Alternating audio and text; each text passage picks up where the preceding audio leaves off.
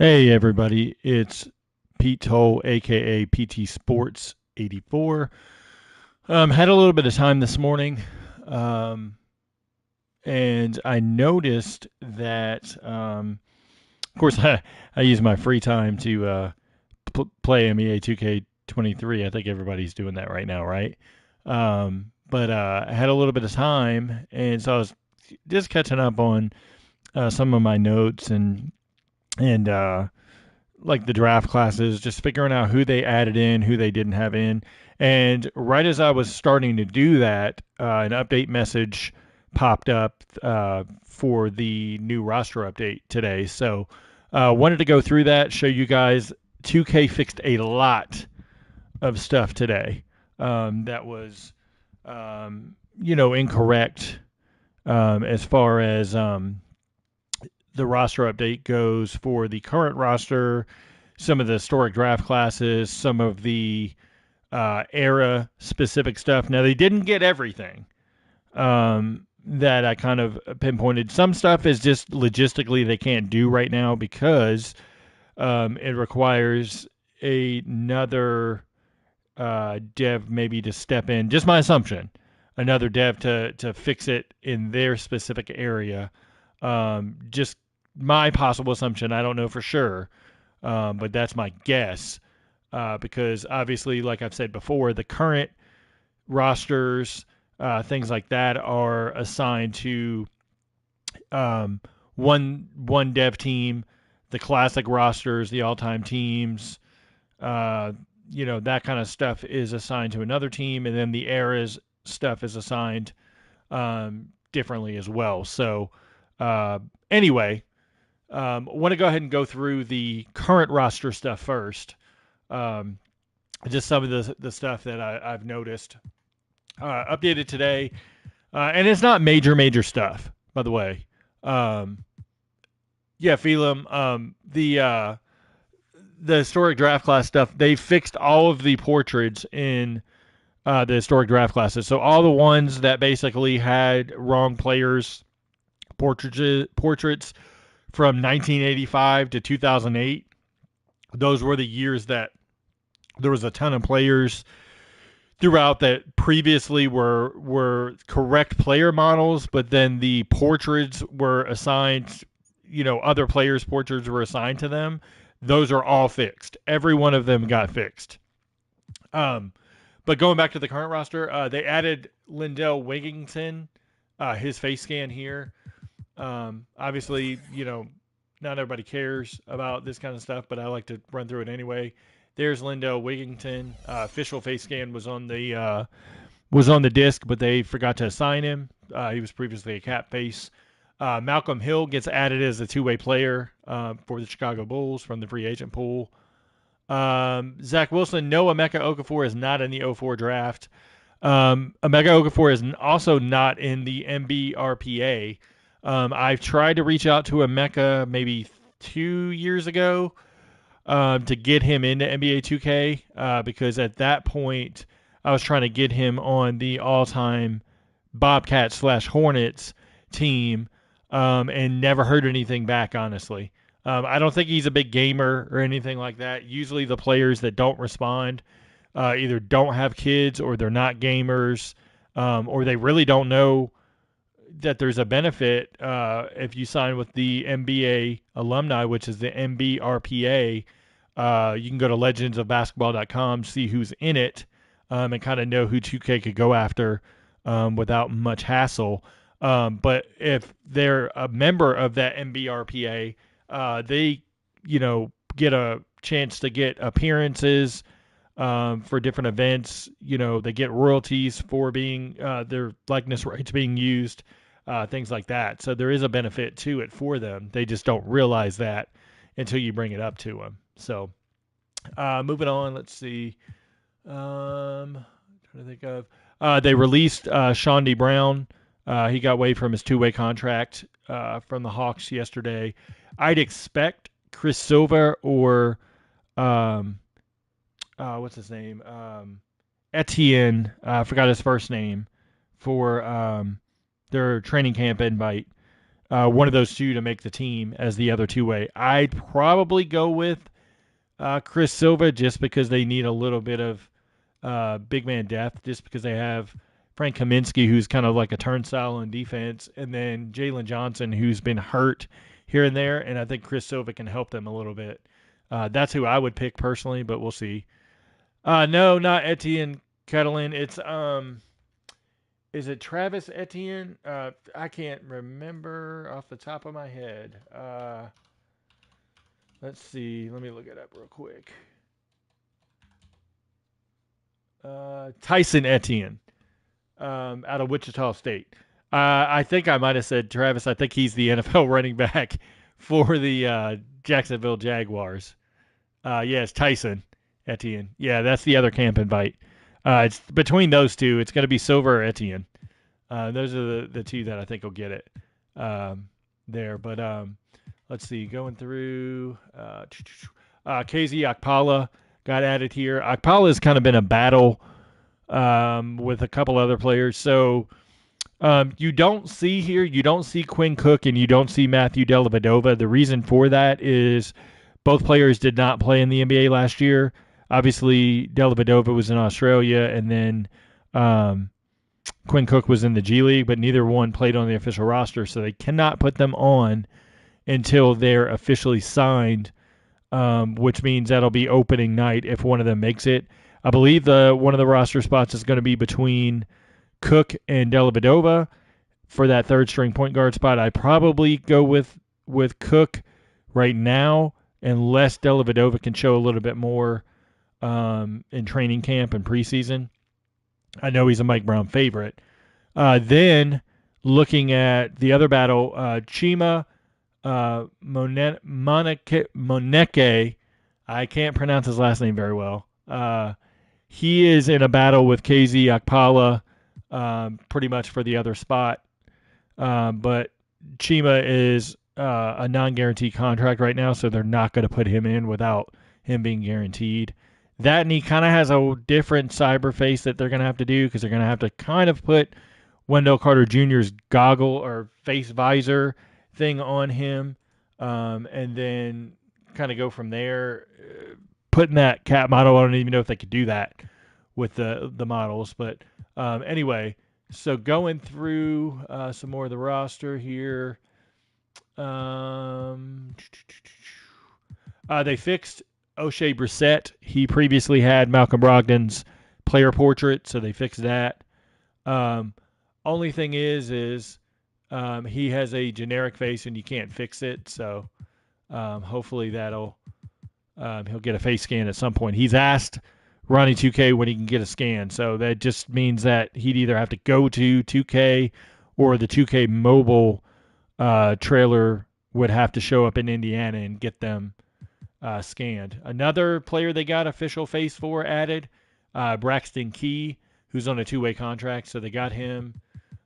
He was on the disc as well. They just forgot to add him in, so there he is.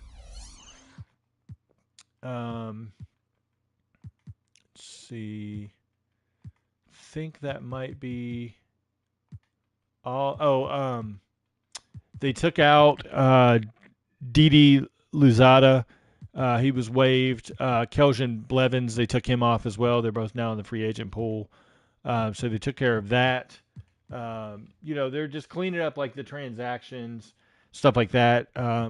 Two players for the Clippers they got waived earlier in the summer. They forgot to take off were Xavier Moon and Jay Scrubb. They took both of them off as well. So one guy they'll have to add, and I'm surprised they haven't done, is Tyson Martin for the Hawks, because he actually has an official face scan on the disc, and he is signed to a multi-year contract. So they'll have to add him at some point. They'll also have to add, because he was signed over the weekend to a two-way contract, Darian Sebrin for the New Orleans Pelicans. Now, he does not have a face scan, so his would just be a generic render when it gets added. They also waived Armani Brooks, because Armani Brooks is going to go to camp with Armani Brooks got waived from Toronto. He's going to go to camp with Cleveland, which based on kind of what they brought in with Donovan Mitchell and all that, I don't know how that's going to work. There was also a bug with the with Taco Fall. They fixed that. Where is he? Taco Fall. Taco Fall previously had Vlatko Konchar's portrait assigned to him by accident, and in 2K's defense, what's weird is Taco Fall's ID, player ID, is the same as Konchar's player portrait, and then Konchar's player portrait or player model is different than his player ID. It's one of the rare ones that's kind of opposite. Usually, the player ID and the player model pretty much go hand in hand, but they forgot to add the portrait correctly to Conchar, so I had that in my feedback notes going to them. So that is the players part of it. Then we go to the coaches. They fixed up a lot of the coaches already, and I'm so happy because last year they waited until the opening night roster update to fix it. Now they're able to kind of fix it on the fly. Let me go back to the 76ers and start with them. They added Dan Burke and Jamie Young's official faces that were scanned in the game, so glad to see that. They still have to fix Charles Lee because that's not what Charles Lee looks like. Charles Lee is actually a more or less a younger black guy. There's a couple faces I recommended that they could use in place of that. They need to touch up Greg Buckner. He needs a beard and stuff like that. That's a younger looking model. That's something they still have to fix there. Brian Shaw got his official face. I saw a lot of people asking, but I don't know, randomly about Brian Shaw. They don't have the old coach model, so they have to go with the 2K11 generic, 2K12, whatever it is, old gen face until they can update that eventually. But it's better than having a cap head that doesn't match in there. Let's see. Miami Heat still have a couple things. They got Malik Allen. If anybody remembers, he was the power forward for the Heat. That's not what he looks like. They need to update that render. Bob Bayer needs to update a little bit, but that might be about as close as you can get it because Bob Bayer is hard to get correct just because he has a unique type face. But they switched around. Brian Bailey is the official lead assistant. So they did that. They switched around Sean Sheldon and Brian Bailey, which now it's correct. So good to see that. They took off Alvin Gentry's portrait off of Jay Triano. So this is correct now. Jay Triano has the face he's supposed to. Johnny Bryant switched with Andy Greer because Johnny Bryant is the lead assistant. They took out Kenny Payne, who is now the assistant coach for head coach for Louisville, and added Larry Greer in. So good to see that. They still have to fix Chris Gent. He's not that old. Chris Gent would look more like Jordan Ott if you had to choose a face. They took out the doubling of Bruce Kreutzer, who is an assistant for Charlotte, and they added Lionel Chalmers, which is, correct. Can anybody report that last message if you don't mind? That's a spam message. I don't know why I keep getting these spam messages. Maybe I need to change a setting or something whenever I do these streams. But yeah, please, if somebody could report that, because I can't do it until I'm done the stream. And I'd rather not have those come through every 5 seconds. So.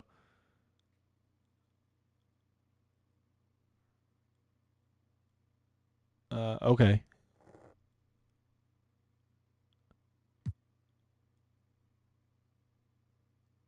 Gotcha.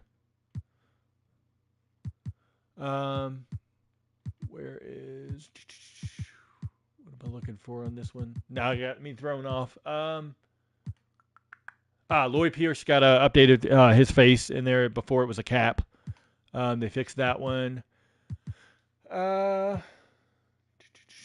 Let's see. Everything's right between The Pistons, Raptors, Rockets, Spurs. Um, I thought I remembered Chip England having an actual real face, but I could be wrong. I'm not 100%. I'd have to go back and look at 2K22, but I took it off of my system because I'm never going to play it again. But everybody else is correct there.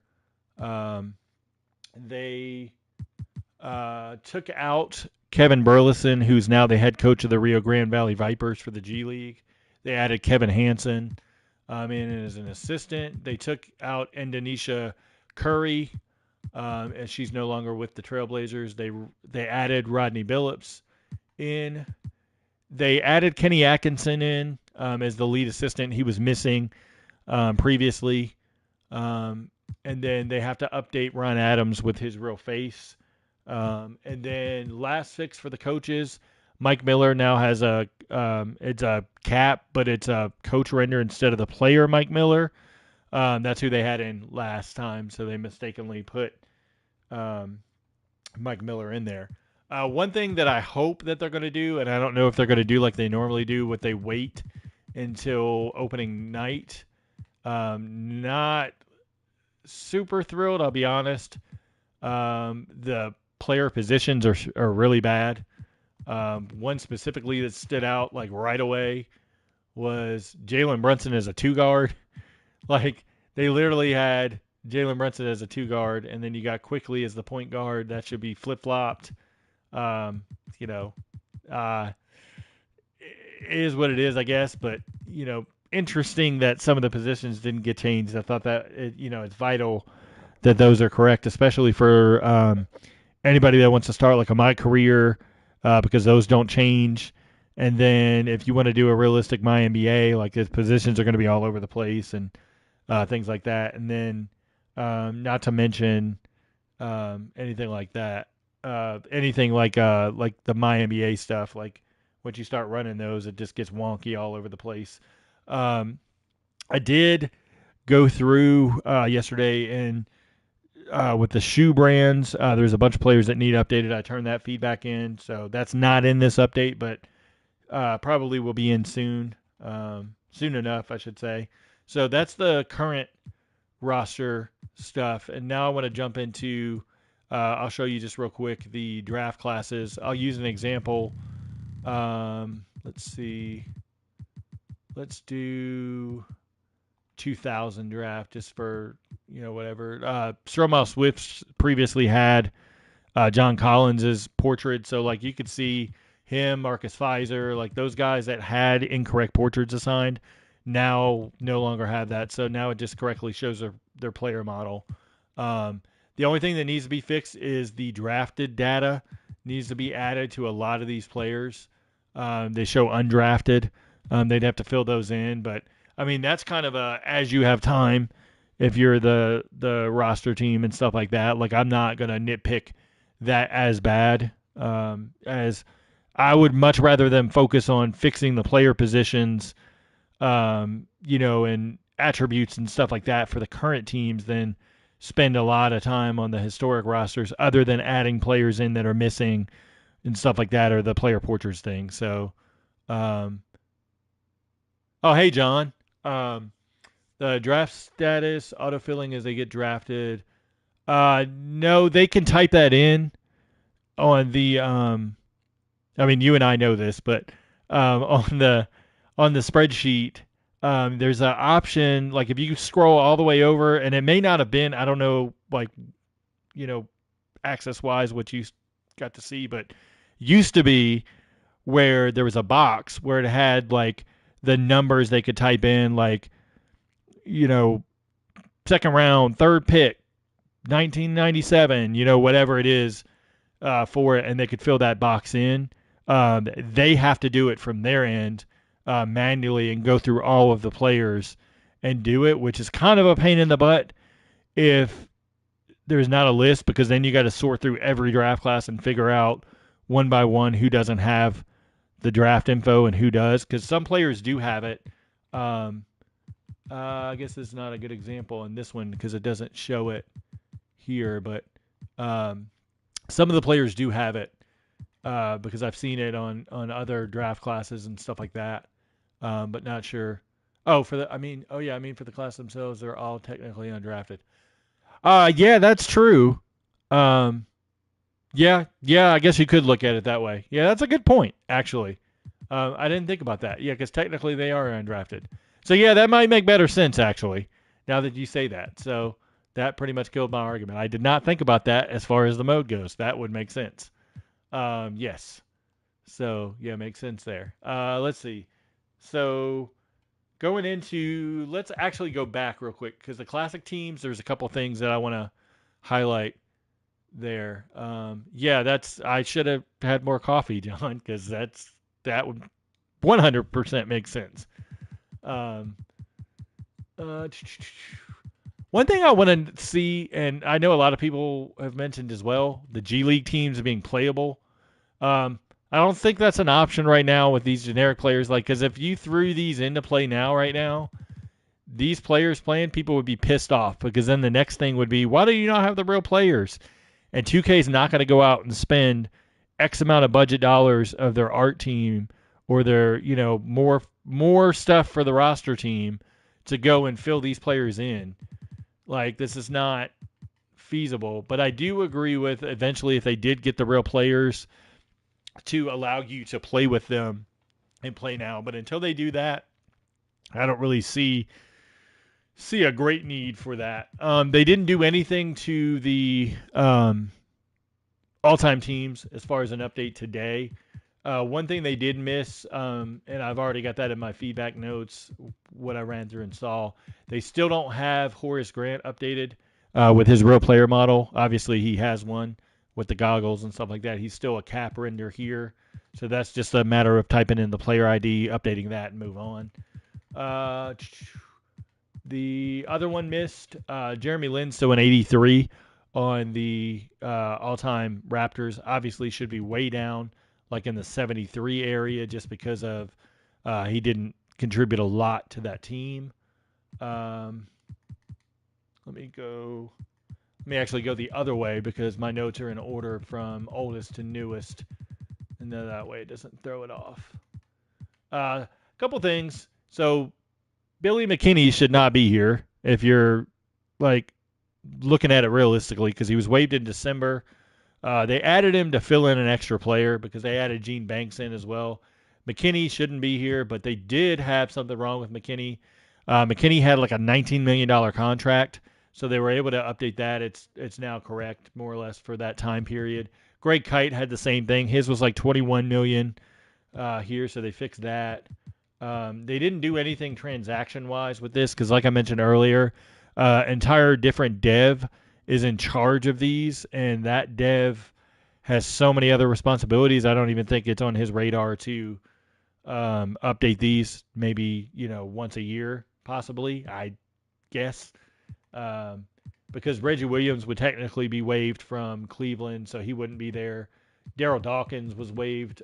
Where is he? Daryl Dawkins was waived from Detroit, so he shouldn't be there because they're going off of the end of season playoff rosters for the classic teams. They did the opposite for the MyNBA eras. They did the opening night rosters, and so if you're going off of that, they should have had that. But there was a bunch of players throughout that had some portrait issues. The other big one a lot of people commented on. Michael Williams is not an 84 overall anymore. He's down to a 74 because this was his rookie season. So they fixed that, and they fixed his contract. So that's good. They got that touched up. Terry Teagle, same thing. Here he had a massive contract.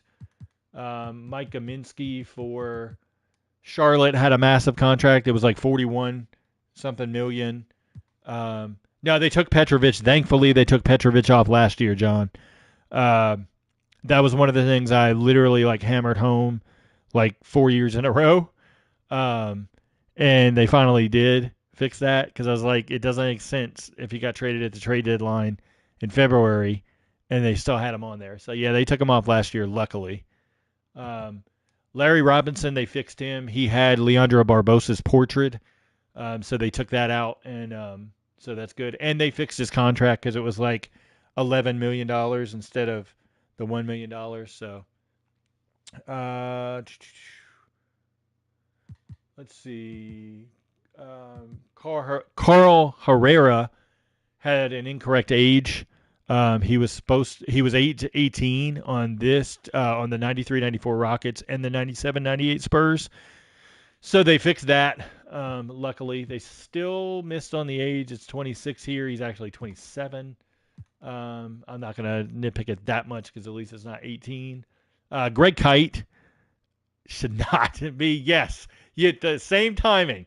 Greg, good. Thanks, John. Yeah, Greg Kite was waived, so he got signed in January. I believe it was like the beginning of January, and then he got waived in February. Then he played for Indiana, I believe, if I'm not mistaken, in the playoffs. Sometimes my NBA knowledge is fantastic, and sometimes it's a little fuzzy.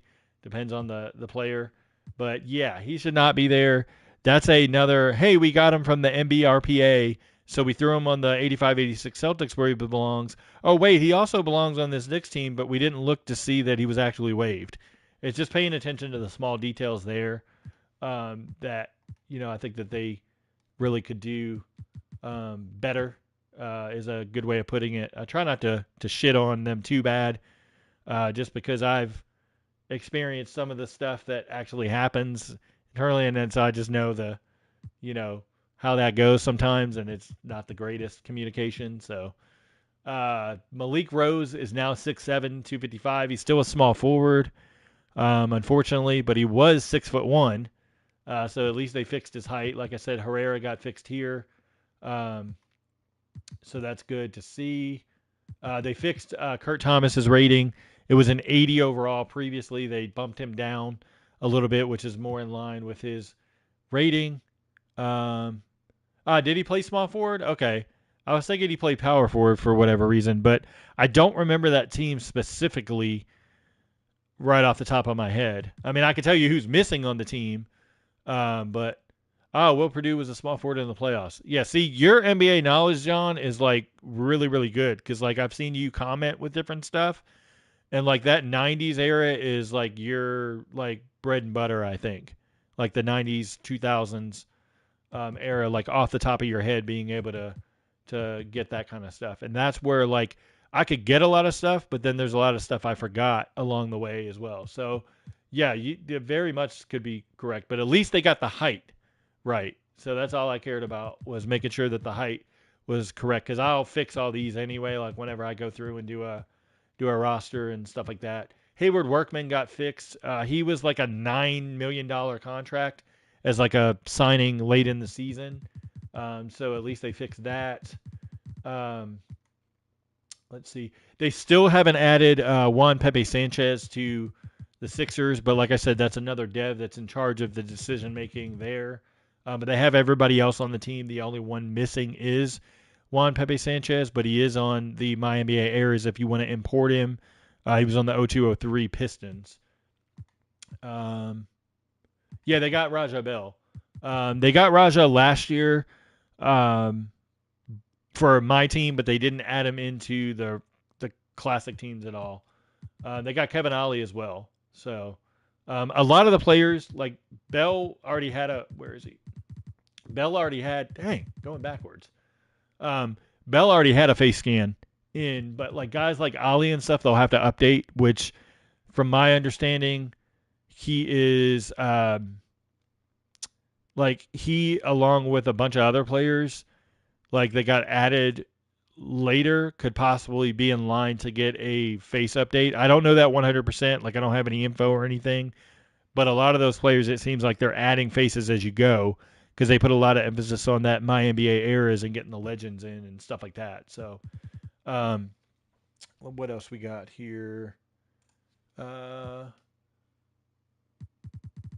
Obviously, everybody knows Chris Webber got taken out. Don't get pissed at 2K because it's not 2K. Webber decided that he just didn't want to be in the game for whatever reason. Now 2K has to negotiate directly with him because he's not in. LaRoche guy, yes, that's today's update. Dropped like an hour and a half ago.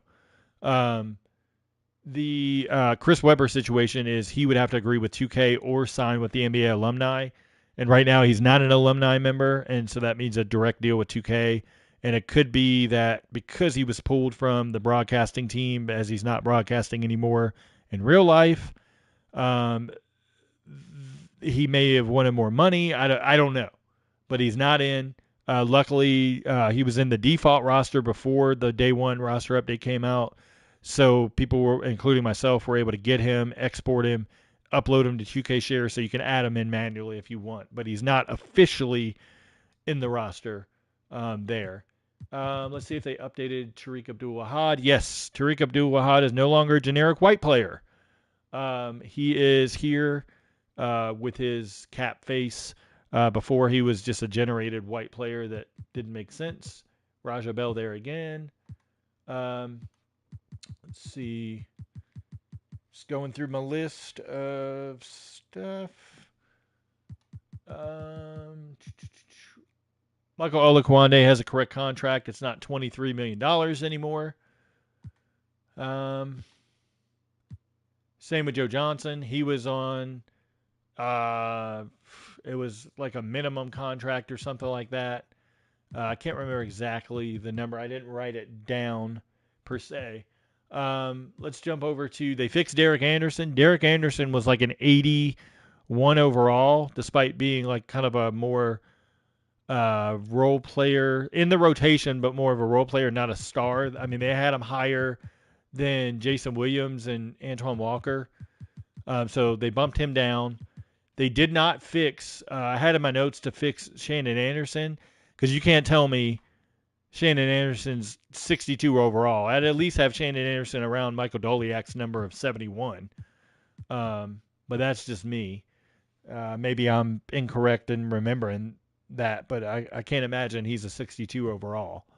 Patrick O'Brien got his head cap fixed before he had dreads and he was like a dark-skinned black guy. So at least they updated that. It's still a cap, but, you know, it's better than, you know, what it is. That might be Shannon's 2K3 rating. You know what? I would not be shocked. You have out of anybody, John, would know that, because I think 2K3 was 2K2 or 2K3 the first year you did rosters. I remember the Game Facts stuff, so you would probably be able to pull that pretty easily. I'd have to go back and research that to see. That I would not be shocked, honestly, if that was the case. Let's see. I'm going to skip the player values, like the contracts, because they fixed a bunch of them, and I'm not going to waste time popping through all of those. They did fix Juwan Howard. He's no longer an 82. 20th anniversary 2K2 didn't have ratings, if I remember correctly. Yeah, you could be right. Yeah, I don't even remember. That was so long ago. I was a kid at that point, and I was not into ratings and stuff until about 2K5, and then I really started diving deep into it because I was like, wait, like these are way off. These players are missing. Like, what's going on here?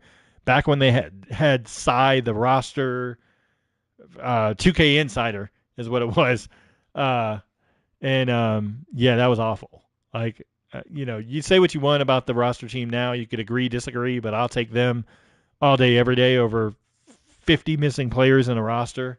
Like, that was ridiculous. But anyway, Juwan Howard gets a proper update here. The ability bar, didn't play 2K2, but rented it for the GameCube. Just check the roster a few years later to see what they had. Yeah, they could have had the ability bar. Yeah, that I don't even remember that, to be honest. I could go back and look because of I still have all the 2Ks and stuff, but I haven't played them in 15 years. So I don't know, but Kurt Thomas got fixed here. He's not an 80 overall at 38 years old. So they have him at a 73. Still don't know why they didn't bump up Keith Bogans, but I'll put that on my list of feedback again to see if they can get that fixed a little bit. What else do we got? We got another Juwan Howard here. Juwan Howard on the 2012-2013 Miami Heat. He's a 72 overall. He's not an 82, where they incorrectly had him before. Yeah, I mean, 69 is fine, but I at least would have probably bumped him up a point or two, at least to get him a little bit higher. I probably have him at least over Scalabrine, just a touch higher just because of his defensive ability. and things like that. So I would love for them to get Luol Deng. I've reached out multiple times, have not heard back from Luol Deng. So, uh, yeah, that's what I thought. I thought he was a starter at one point, John. So that makes sense that he'd be a little bit higher. Just real quick, I'll touch on because I know a lot of people get curious of like why is so and so not in. Like, let's go with let me find players that I can actually that I know I reached out to real quick. Slava Medvedenko reached out to, um, and we'll see. He wasn't opposed to it, but he wasn't like jumping for joy either. So we'll see if he gets added. Try to get Mohamed Kerr and Tayshaun Prince. Can't get anything out of Tayshaun Prince. Kerr liked my request, but never like commented yes, no, maybe so, anything like that. Derek Martin has clamored to be in multiple times. He's in the MBRPA, so I don't know what's going on there on why he's not added. I reached out to NDEB as well, but obviously we know how NDEB's career went, so I don't know if he's even going to care about video games. Spurs, Devin Brown, I tried to get through a well-known reporter, and that reporter wanted compensation for getting Devin Brown's likeness rights in, and I was like, that dude, I'm just a fan, like trying to help out to get players in. Like I can't help you there. Like you'd have to talk to the NBA alumni or 2K. Like I just thought it was ridiculous. Who else? Chucky Atkins, I did reach out to. He responded, said he signed paperwork, so we'll probably see him at some point. Obviously, no Pau Gasol here, but Pau Gasol is in the 0203 Grizzlies in the NBA eras. He should be here. That's just a matter of that dev I talked about previous going in and fixing that and getting him added. Would have just screenshotted. Yeah, true. Let's see here. I tried to get Jason Capono. He's kind of, I wouldn't say off the grid, but he's not really a video gamer. So we'll see if Capono agrees. I did touch base with Wayne Simeon, got him in touch with the NBA RPA. He did sign on to the NBA RPA, so I don't know if eventually he'll be added or not. Obviously, he didn't have an extended career, but he was good at Kansas, so we'll see if eventually he gets added. Ira Newble reached out to as well. We'll see what happens. They did add Shannon Brown here. He was in last year, added to my team, so they finally added him to classic teams. I also touched base with Alexander Sasha Pavlovich. Pavlovich is excited to be in. He had no clue about how the thing works with 2K. He literally, like, kid you not, like one of the fastest players I've ever seen email 2K and like literally like screenshotted the email for me and was like, hey, this is what I sent, whatever, like hope I'm in, things like that. So he's actually excited to be in. So hopefully they'll add him at some point. I've tried to get Andres Biedrins, can't find him. Mikael Petrus, he's not on social media, but his brother is. Reached out to his brother, haven't heard anything back. The Wizards touched base with Andre Blatch. Blatch is willing to be in. Says he submitted the paperwork, so we'll see what happens. Nothing on Michael Ruffin. Tried to get Donnell Taylor. He just gave me a thumbs up to my request. Nothing formal. Darius Sangaila does not want to be in 2K, which is ironic because he's in as an assistant coach with a face. But I don't know why, but some players just don't want to be. Gabe Pruitt reached out. We'll see. Nene's willing to be in. He didn't even know he wasn't in the game anymore.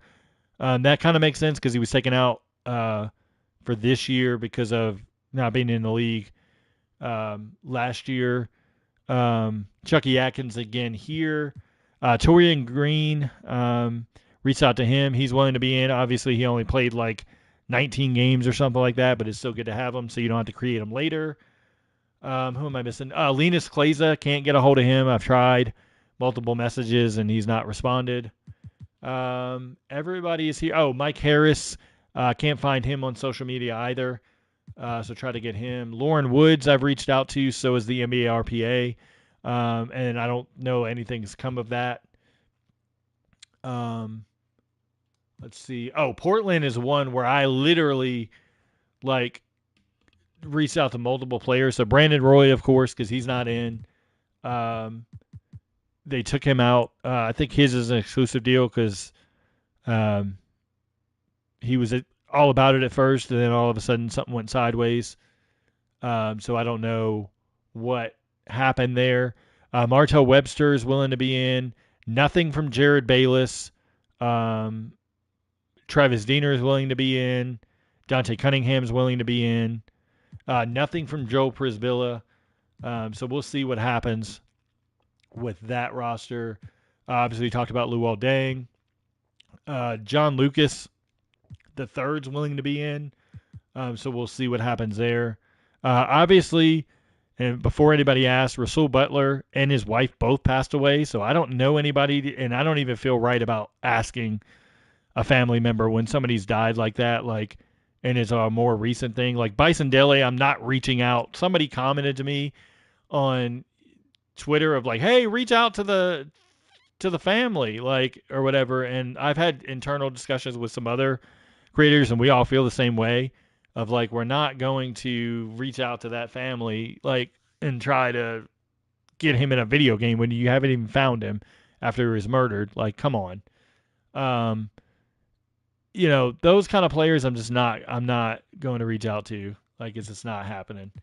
The Dallas Mavericks, I tried Dominic Jones like 2 years ago. Nothing really major on that, but they have everybody else. They've got Berea back in. They've got Brewer. They've got Tyson Chandler. And Jan Mahinmi down at the bottom. So, I mean, to me, that's pretty much good enough. The Knicks tried Josh Harrelson. He's willing to be in. Jerome Jordan is actually in the NBRPA, so he could technically be added. Tony Douglas, I've never heard back from in the 3 years that I've tried to reach him. And then who am I missing? Amon Shumpert was taken out. I know that. Shumpert, I've reached out to. He is a video gamer, so we'll see. I just hit him up like Sunday morning, so we'll see what happens as far as that goes. OKC Thunder. Cole Aldridge, I've reached out to. Haven't heard back from. Lazar Hayward, I don't know that anything will come of that just because of the circumstances after he was out of the NBA. The Grizzlies, this team is depleted really bad. Obviously, Marc Gasol is not here. I've reached out to Gasol directly. We'll see if anything comes of that. Keon Doling should be here. He's on the 2002-2003 Clippers in the MyNBA era. So they can easily just add him. That's a matter of copy and pasting it in the spreadsheet, adding him. Jared Bayless, I talked about earlier, reached out to John Lohr, haven't heard anything. Darrell Arthur's willing to be in, but now that he's an executive, I don't know how that works. He's also in the NBRPA, so that would be an easier add. Quincy Pondexter's willing to be in as well. Trying to think of who else. Austin Days never reached back out as far as being in either. So we'll see what happens there. Miami Heat, Norris Cole is willing to be in. Haven't heard back. Joel Anthony is a member of the NBRPA, so he'll be an easy add as well. Aaron Baines got removed from not being in the NBA last year. I've already reached out to him. But being that he has aspirations of getting back in the league, we'll see what happens there. Same thing, Austin Day, I said before. Damian James, never heard back from him either. Let's see. The Pacers, Chris Copeland and Donald Sloan want to be in. Those are easy ads. Well, I don't think we'll ever see Bynum. He's a private person. They would have to work extremely hard to get him in. And that's being realistic. You're not going to see Rasul Butler, I don't think. Here, Willie Green's missing. I think they should be able to add him just because he already has his face and he's a coach of the Pelicans. Cavs, they need Shumpert. They need Shasha Khan. And Timothy Mozgov. Mozgov I've reached out to, but he's never responded. James Michael McAdoo here. Ian Clark as well. Clark liked my message but never responded. Same for this team, for those two. And then the Raptors, a couple players have said yes. Eric Moreland, Jody Meeks, both want to be in. Malcolm Miller is missing. And then Jordan Lloyd on a two-way contract is technically missing, as well as Marc Gasol, of course, we talked about before. So that's pretty much the changes there as far as that goes. Now let's jump into the MyNBA era stuff, and then we can wrap this up. I'm going to go to 2002 real quick, just go in this order. So 2002, one of the main things that stuck out, Terrell Brandon was 5'1" previously. Somebody screenshotted it and added 2K on Twitter, and I thought it was hilarious because he was like this tiny little midget on the court, and I was like, what the hell?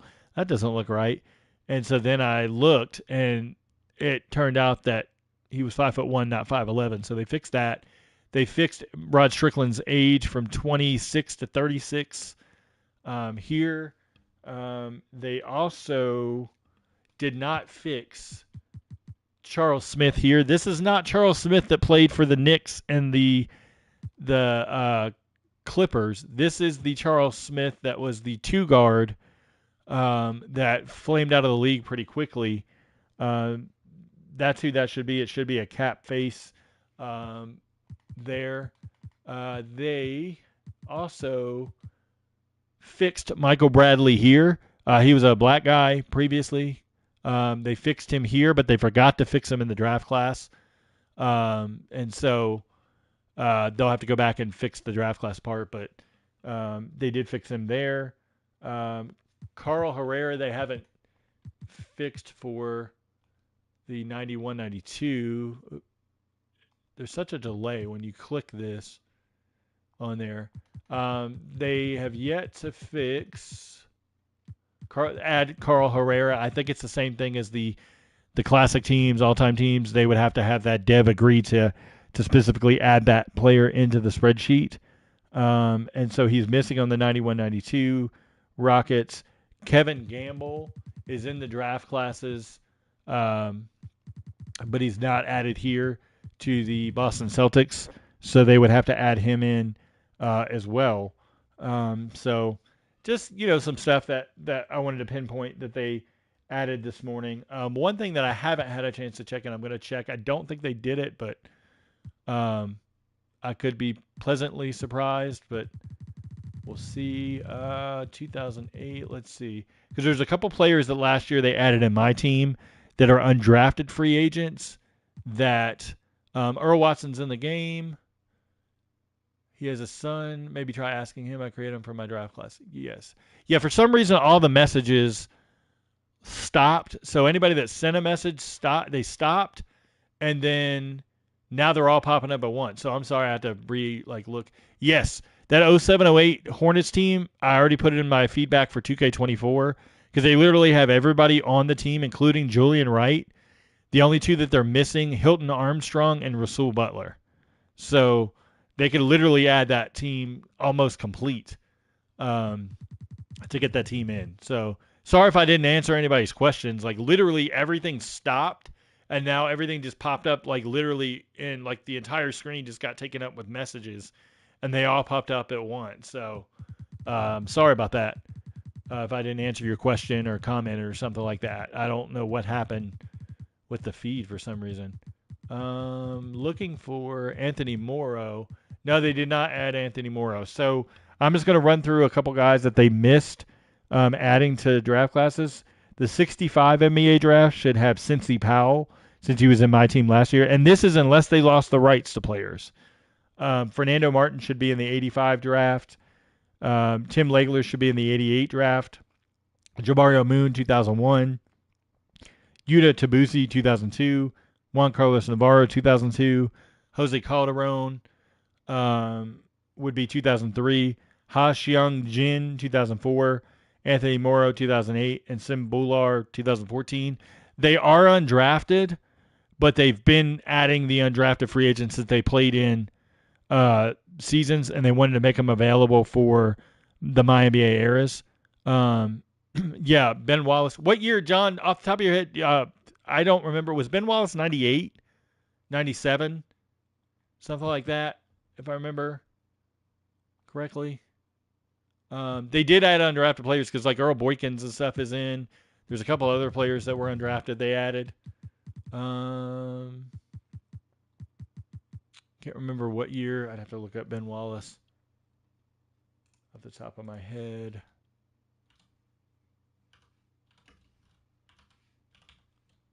'98. He was with the Bullets his first year. I was thinking '98.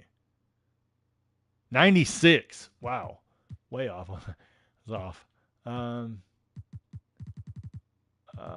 They do not. They don't have Ben Wallace there. Interesting.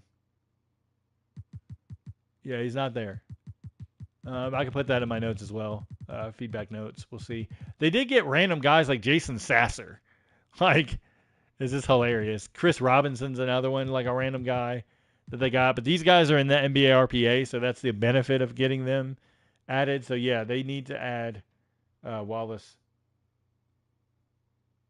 there. So we'll see what happens with it. But I don't know. We'll see. But yeah, that's pretty much the wrap up of what they fixed today. They still have to fix the created player thing with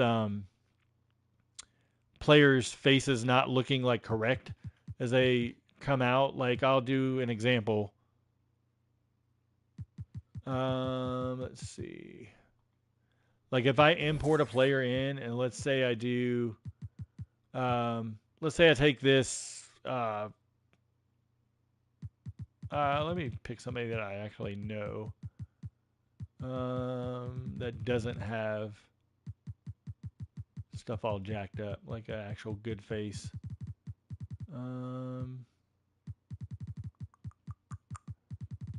Nobody I recognize. Yes, they are important, the undrafted players. So I'm going to put those on the list.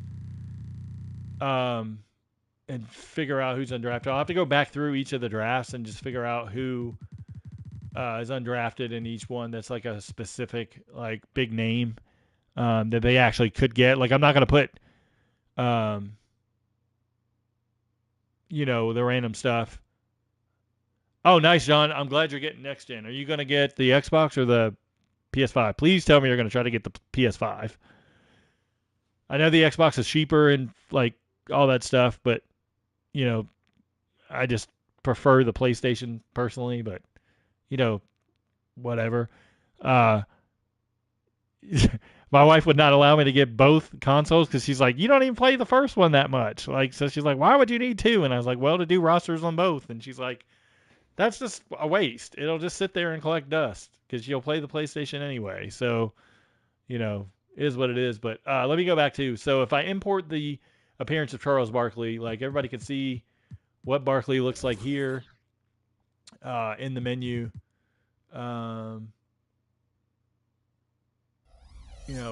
It's what he looks like. So I'll keep the changes.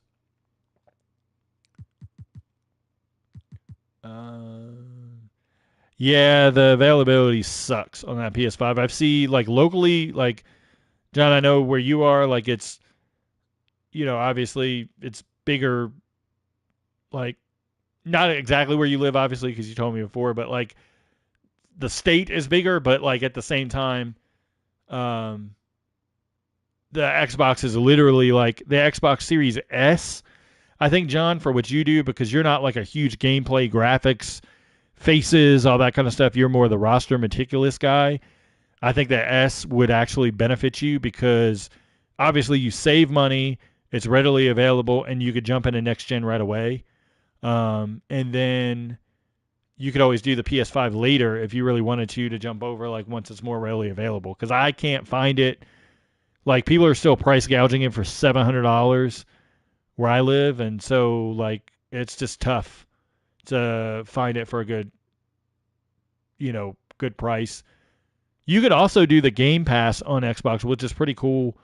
If you wanted to do the Game Pass instead of the Xbox Live, like whatever. And there's a way around it where you could take the Xbox Live, like the year's worth of Xbox Live, and convert it with the Game Pass. There's a trick if you go on Reddit, it shows you how to do it, and you basically get the Xbox Game Pass, I believe, for like the amount of time you would normally get the Xbox Live thing. I don't know if they still do that.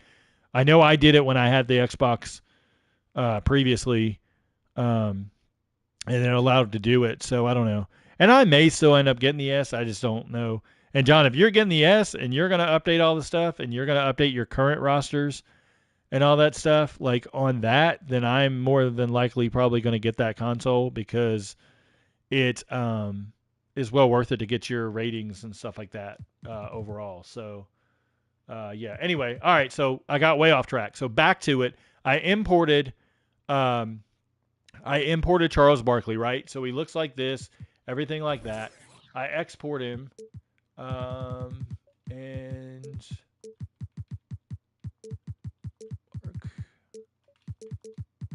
there's like a delay. I'm streaming off my TV. I really need to just probably switch it to my monitor so it's not as much of a delay. Even though I have a good gaming like TV and stuff, it still has a little delay. Anyway, so I exported him right, and so that's what Charles Barkley looks like. Now look what he looks like. So we saw what the cap looked like before, right? Now look what it looks like. So if I go into player DNA and show you, this is what it looks like. So it went from that good cap to what it looks like here. There's a glitch in how the exporting of the cap face looks when you export it to the player DNA menu, and it looks the same way like this in game.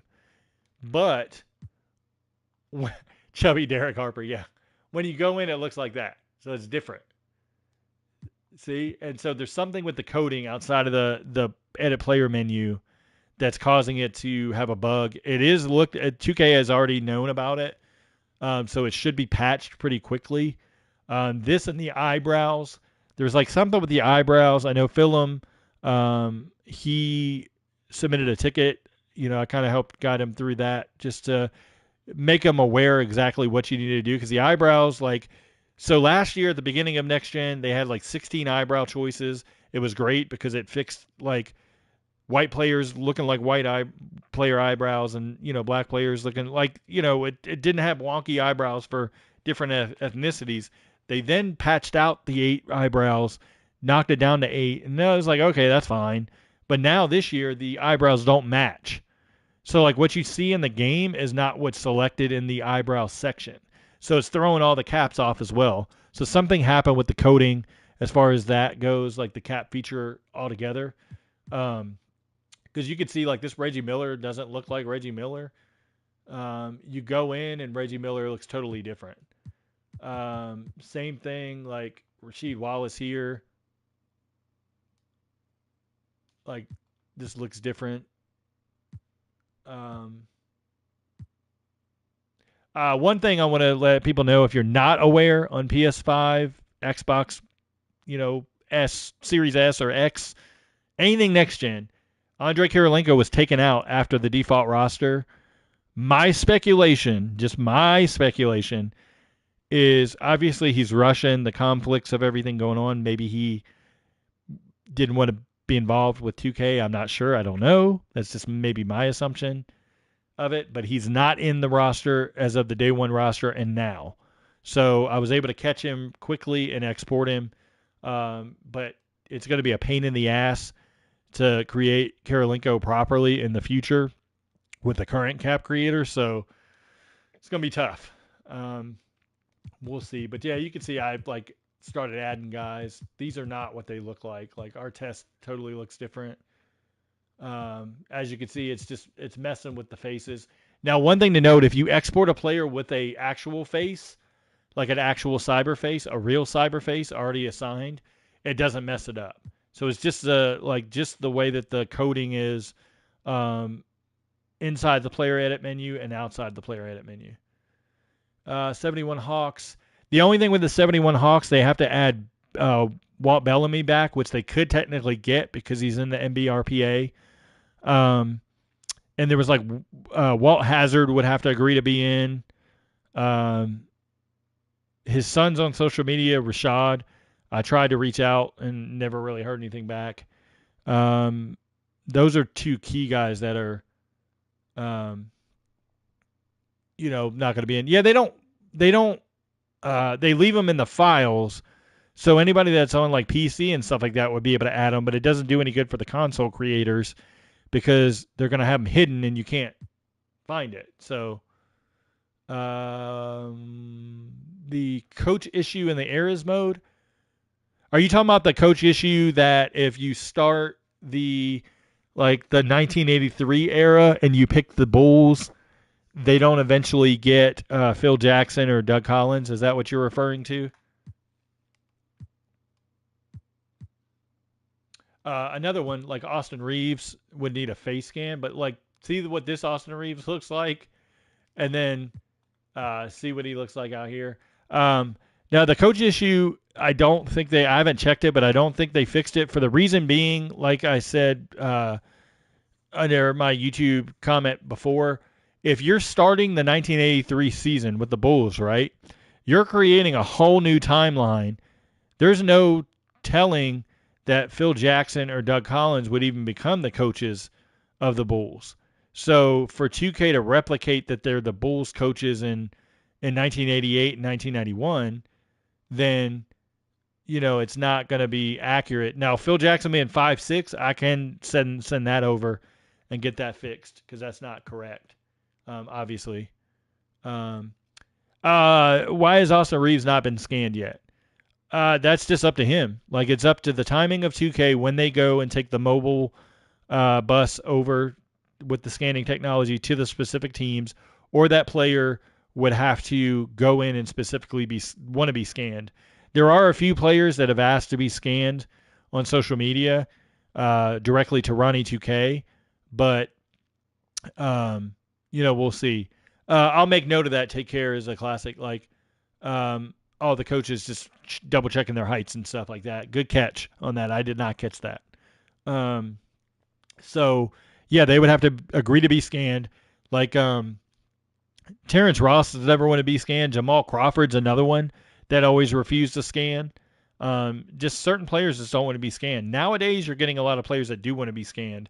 Obviously, the biggest name overall for 2K is Anthony Edwards, that everybody wants to be scanned, but I'm not sure that he's that keen on wanting it either. And basically, it's just availability and timing and stuff like that. So I will say this. This is just my personal opinion. Nothing that I have inside on 2K, anything like that. Players that are in the game with scans, like I saw Ja Morant was just mentioned, I'm not going to worry about Ja Morant. Like Ja Morant to me looks fine. Like you could improve on it, yes, but does it need a drastic overhaul like an Austin Reeves or a Marko Simonovic or O'Shea Brissett? Like guys that don't have scans. Like we went years with not having Drew Eubanks scanned. John Conchar wasn't scanned. Like those guys finally just got scans this year. Moses Brown's another one that needs a scan. Like there's tons of guys that don't have a scan that need a scan that I would much rather see them focus the time on overall. Like literally like the face scans. I mean, there's a list of players for scans like Trevor Queen, AJ Green, Marko Simonovic, Justin Lewis, Carlick Jones, RJ Nembhard, Moses Brown, Killian Tilly, Kenneth Lofton Jr., Shawnee Brown, Darius Days, Haywood Highsmith, Marcus Garrett, Simone Fadaccio, Xavier Sneed, Leandro Bolmaro, even though he's an artist render creation from 2K, still needs an official scan. Farron Hunt, Austin Reeves, Jay Huff, Cole Swider, Kevon Harris, Tyler Hall, Kessler Edwards, Jack White, Justin Tillman, Terry Taylor, O'Shea Brissett, Buddy Boheim, Jeff Doughton, Deshaun Nix, Dominic Barlow, Jordan Hall, Ish Wainwright, Eugene Amori, Vic Creasy, Lindy Waters, Anthony Edwards, AJ Lawson, Olivier Sarr, Brandon Williams, Lester Quinones, Jordan Shackle. All of those guys need face scans. They're all generic caps right now. So that's a good bit of a list that 2K could work on over the course of this season. They'd have 100. They could say, "Oh, we have 100% face scans in the game." Then, as the public requests or a major hair change happens, things like that, you can change it. Anthony Edwards was a artist render from 2K. They changed the hair this year, but the artist render, in my opinion, he's too dark and just the facial sculpture is off. But that's just my opinion. But Daryl Walker and guys like that. I don't think they updated them. Let's see.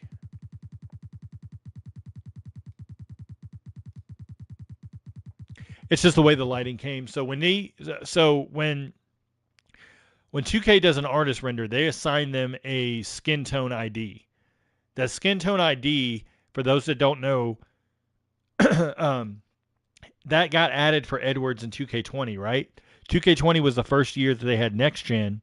So, or was it 2K21? Whichever was the first year they had the next gen. The next gen profile with HDR and the lighting changes from last gen to next gen, so that lighting looks off from one to the other, depending on what they're doing as far as the shading.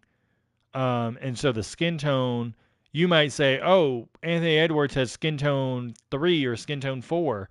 Well, they might have assigned him skin tone 3, and it comes out completely dark in next gen, and then they don't go back and fix it because, like, more or less, they're kind of done unless it's really something that is a high priority. And I don't know that that is a high priority because I think that maybe they thought they could get them scanned by now, and so maybe that's what they were waiting on. But let's see, like Daryl Walker on that 90s team. Oh wait, he was 88, right? Or 92. Let's see. No, he's still got a face cap face. So, and what's funny is I mentioned Horace Grant before. There is Horace Grant in there, so his proper model is there for the Bulls and stuff like that. They just missed him. Oh, and his proper model is also for the draft classes.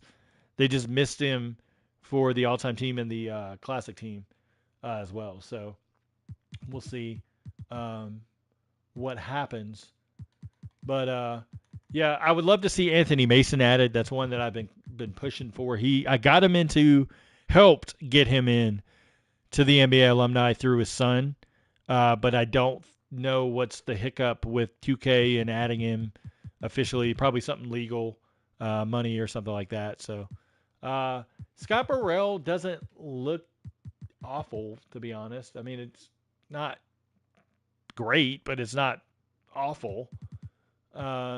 Randy Brown's not awful. I mean, those players, like, it's tough because with the players that are generated in, I don't know what 2K's criteria is to get them scans. I don't know if it's some kind of extra paperwork. I've never been told, so I don't know what's going on there. But, like, yeah, there's a lot of players. Like, one that really is high on my list. Was high on my list. I'll give one that was high on my list for years. JJ Redick, and now JJ Redick has a proper scan. So it's just like, I don't know, Take Care is a classic. It's just the way that they go about it. Like, it has to be an agreement of like picking random players, maybe. I don't know. But one that definitely needs an upgrade, and we can pick apart upgrades all day long, but one that I have high on my list, Steven Jackson. That ain't Steven Jackson. Like, that needs to be one of the first ones that they put on a list this year to fix, if they can. Like, that's just crazy. And I'm not a nitpicker of art and faces and all that stuff, but that was one that stuck out heavily. Yeah, Jack Haley and Matt Sajenja aren't in because obviously Jack Haley passed away, but you'd have to get a hold of their families and get them in and like go that route. Like, and that's kind of difficult.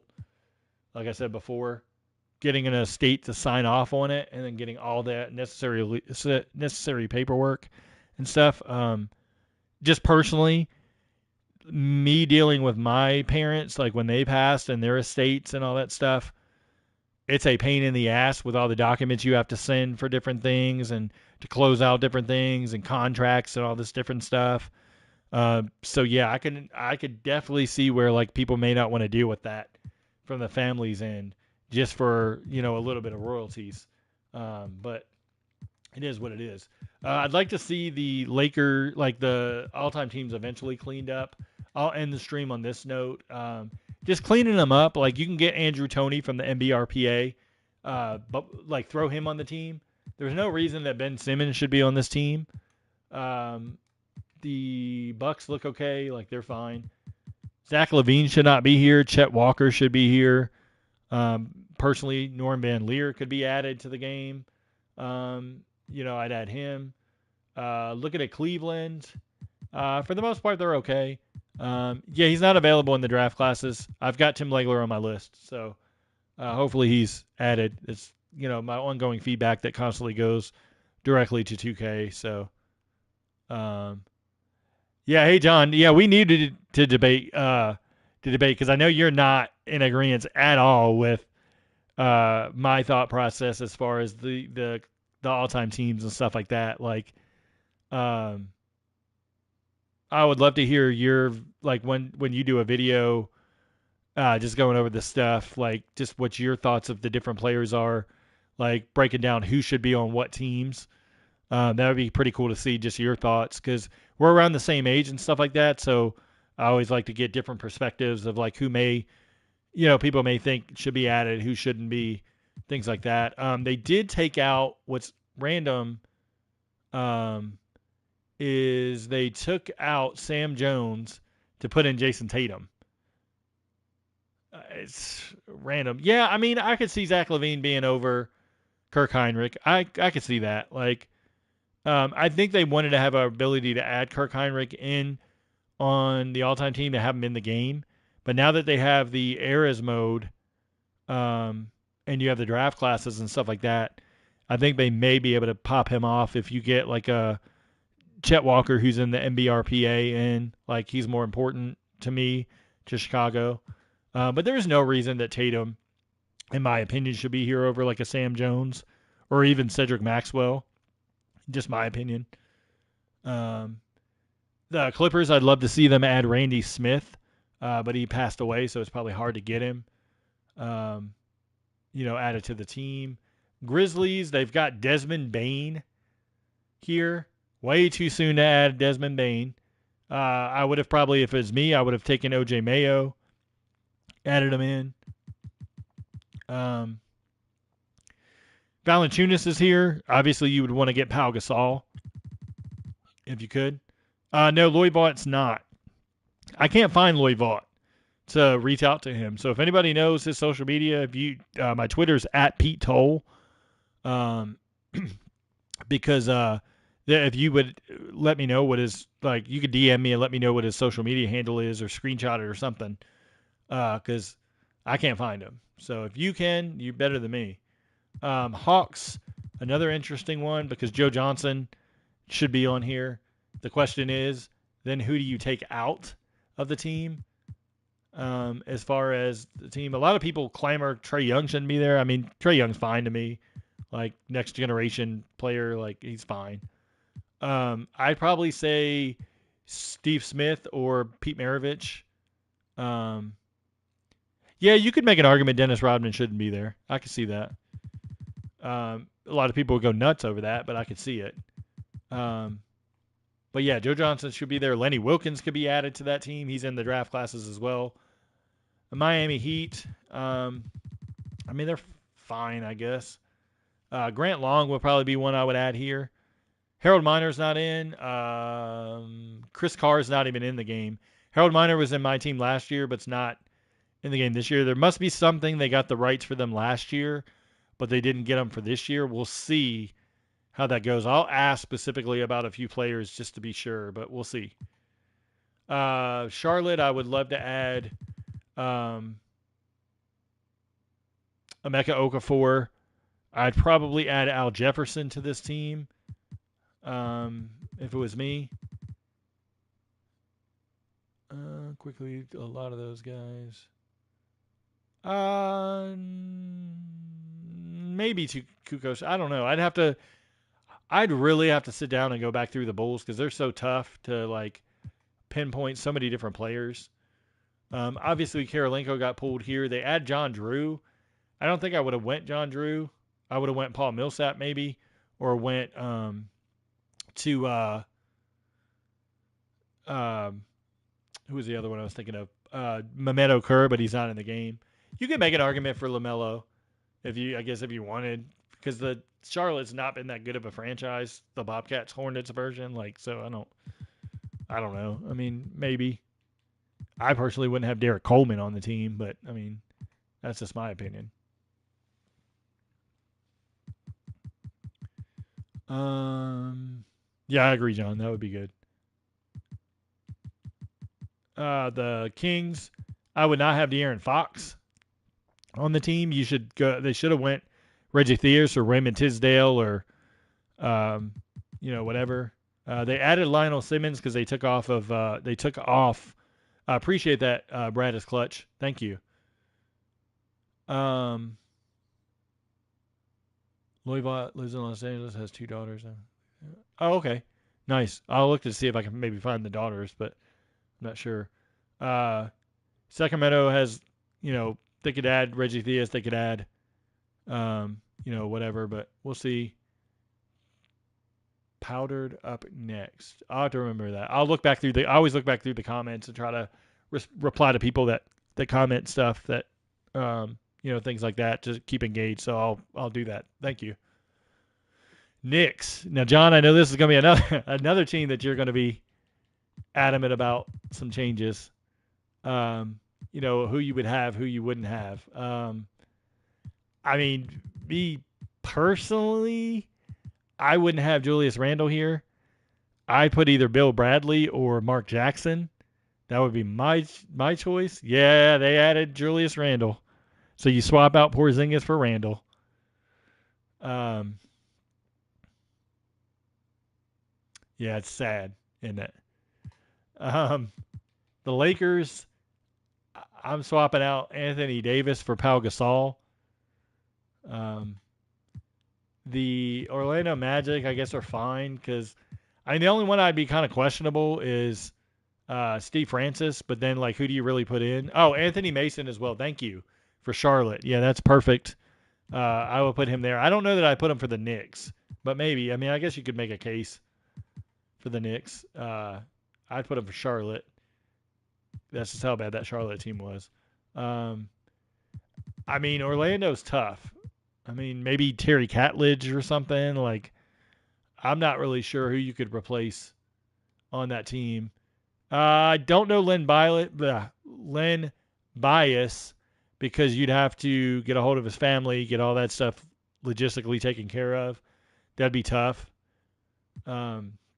Dallas, they have Porzingis here, which you can take him off. Tyson Chandler can go there. Josh Howard could go there. You could make an argument JJ Barea if you wanted to. Well, Bias, the reason I think Johnny's saying Bias is in the draft classes to put him in that 87 draft class? Was he drafted 86 or 87? 87 maybe? Just to have him in there because people are wanting to play that NBA eras and then make it as if Len Bias didn't pass and then, make a new Celtics dynasty and stuff like that. I think that's why. The Brooklyn Nets.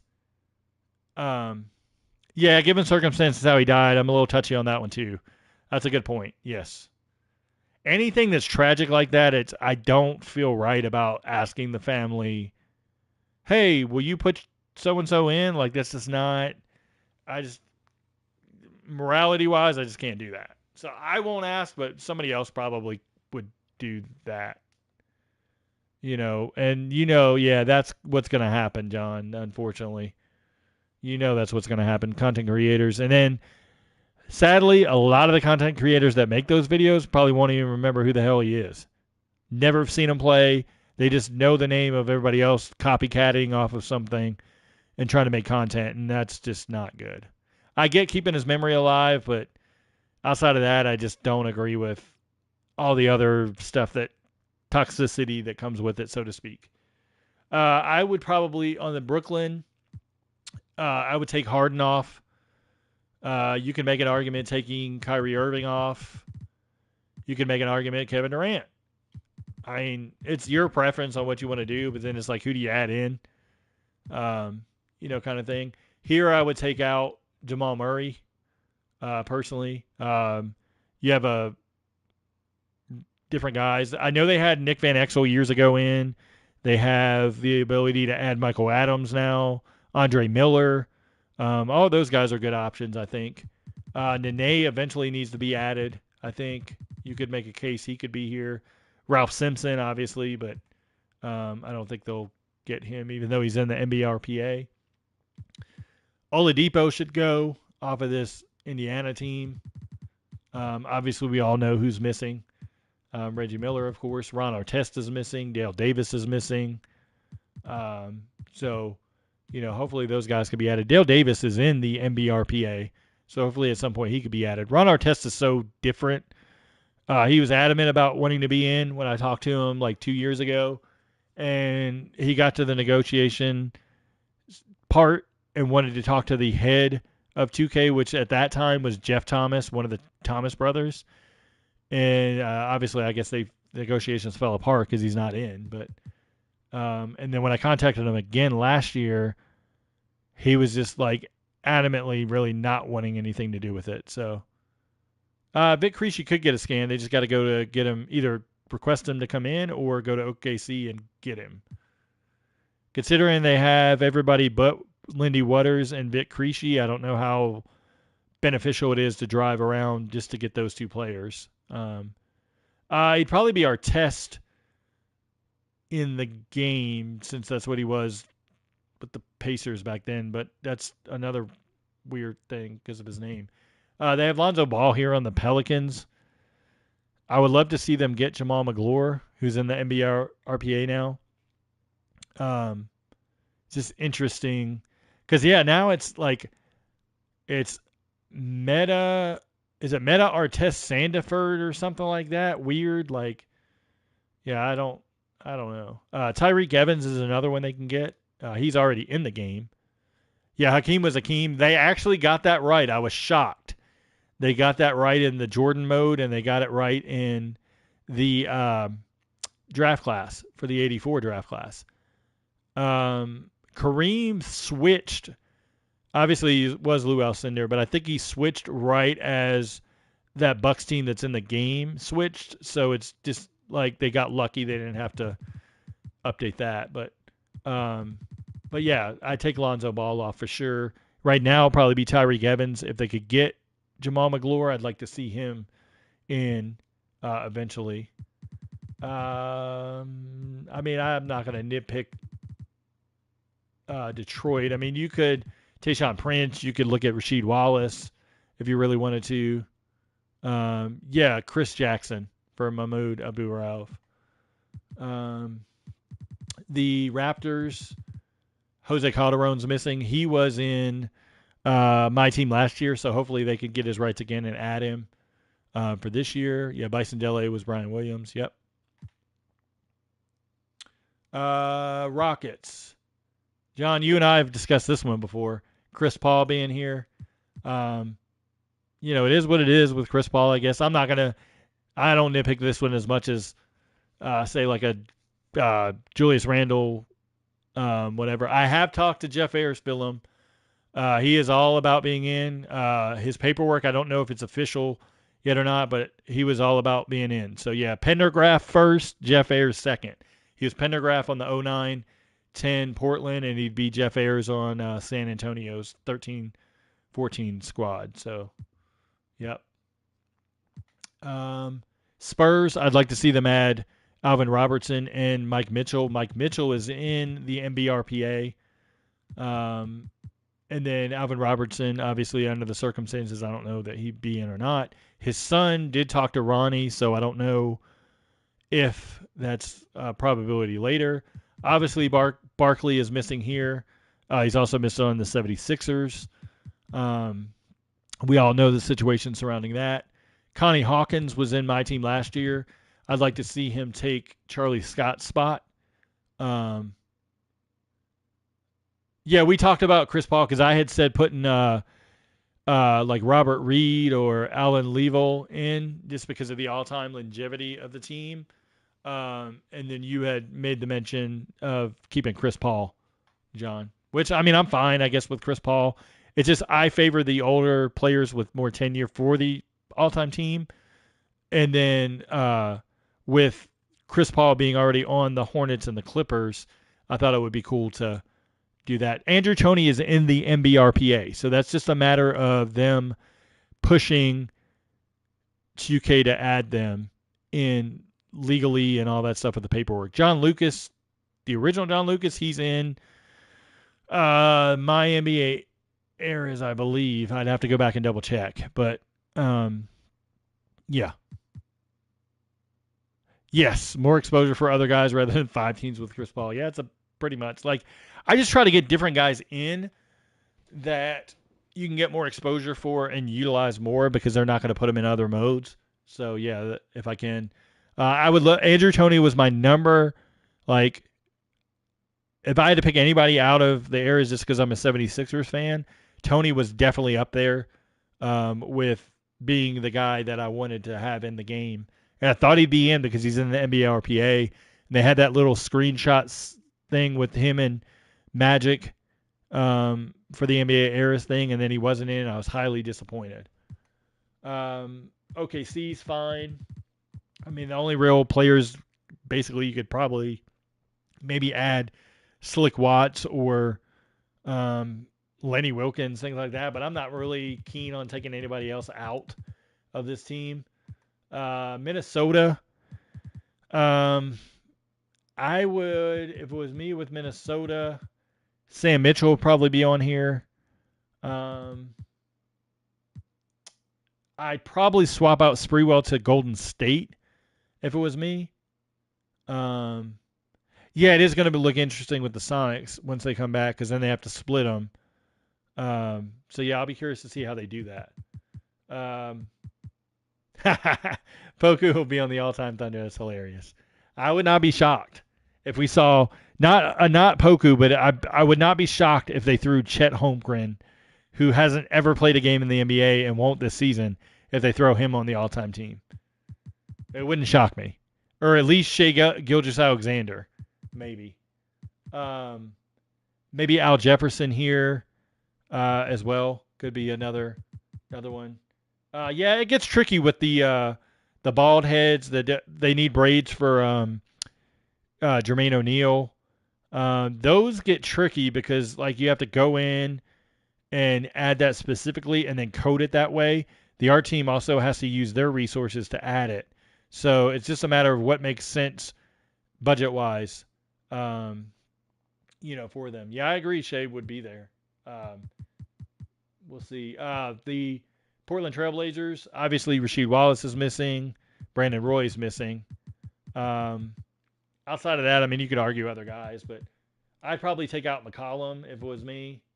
And then I debate Kiki Vandeweghe just because he sucked so bad defensively, but he did score a hell of a lot.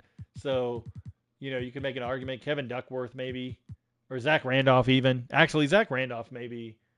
Swap Randolph for Wallace and then Roy for McCollum might be okay, I guess. I don't agree with Andre Iguodala being here personally. I know a lot of people argue that he should be, and that's fine if that's your argument. I just don't. I wouldn't put him there. Not keen on Jason Richardson being there either, because he didn't really win anything except some dunk contests with Golden State. I personally, they could have left Mitch Richmond for all I care. Like, instead of Richardson. But I mean, personally, if it was me and I was going through this team and adding like older players, whatever, like Latrell Sprewell would be one because if you look at Latrell Sprewell's career before he choked out PJ Carlissimo, he was pretty good for Golden State. Um, Joe Barry Carroll's another one. He was an all-star with the team. Neil Johnston. Like, I, I don't. When it gets to the old players, Neil Johnston and like Tom Gola and things like that would be cool because they're old names. But I don't, I don't know. I guess that's where I draw the line a little bit, just because I don't know them as well as I know 80s NBA to now. Like, so I'd be, maybe discriminating against the older players. I'm not hitting a JJ Redick where the old players were plumbers kind of thing, but it's just I didn't watch them enough to know their skill sets enough for me to say, yeah, put them in. Chris Webber got taken out of this team, obviously, because he got pulled from the game. Moses Malone is here. I would take him out for Walt Bellamy. Jack Mirren and Don Ole. They put him in last year because they wanted to add him for content purposes. No, Jeff Rulin replaced him. Actually, John.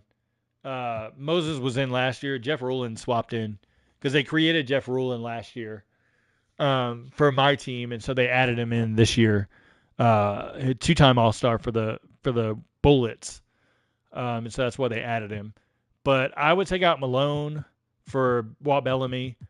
I would take out Jack Mirren for Gus Johnson. And Don Ole, I mean, you can make an argument for, I mean, they had Rod Strickland previous in there 2 years ago. I mean, I wouldn't be opposed to having Rod Strickland, even though I think he had a I think he led the league in assists that year.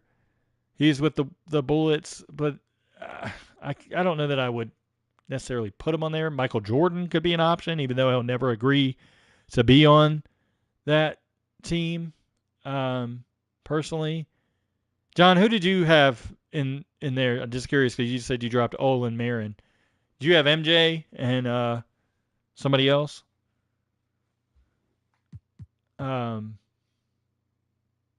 Bellamy and Jordan. Okay. Yeah, see, I would be fine with Jordan being there. Like, people shit on Jordan because they're like, oh, he was only good with the Bulls. It's like, did you watch the Wizards, MJ? If he didn't get hurt, they would have made the playoffs. And they kind of rerouted the team the second year. And I just think, I mean, he was still good. Obviously, he couldn't do what he could do with the Bulls, but, I mean, he was still good. I would have liked to have seen him play one more season if Jordan could have to go against LeBron, because then that would have been cool to see. Cool to see that, but yep, two-time All-Star. He makes their top 15. Yeah, I agree. Greg Ballard's another one a lot of people don't know about as far as that team goes, but he was more of a role player. But as far as longevity-wise with the team, but yeah, going back to, because I didn't touch on, I just kind of briefly went through. Like the Bucks are fine. I think I said that earlier. But the Sixers, like Ben Simmons has got to go. Like, I don't care what they have to do. Get his ass off the team. He shouldn't be there. I'd probably take off George McGinnis.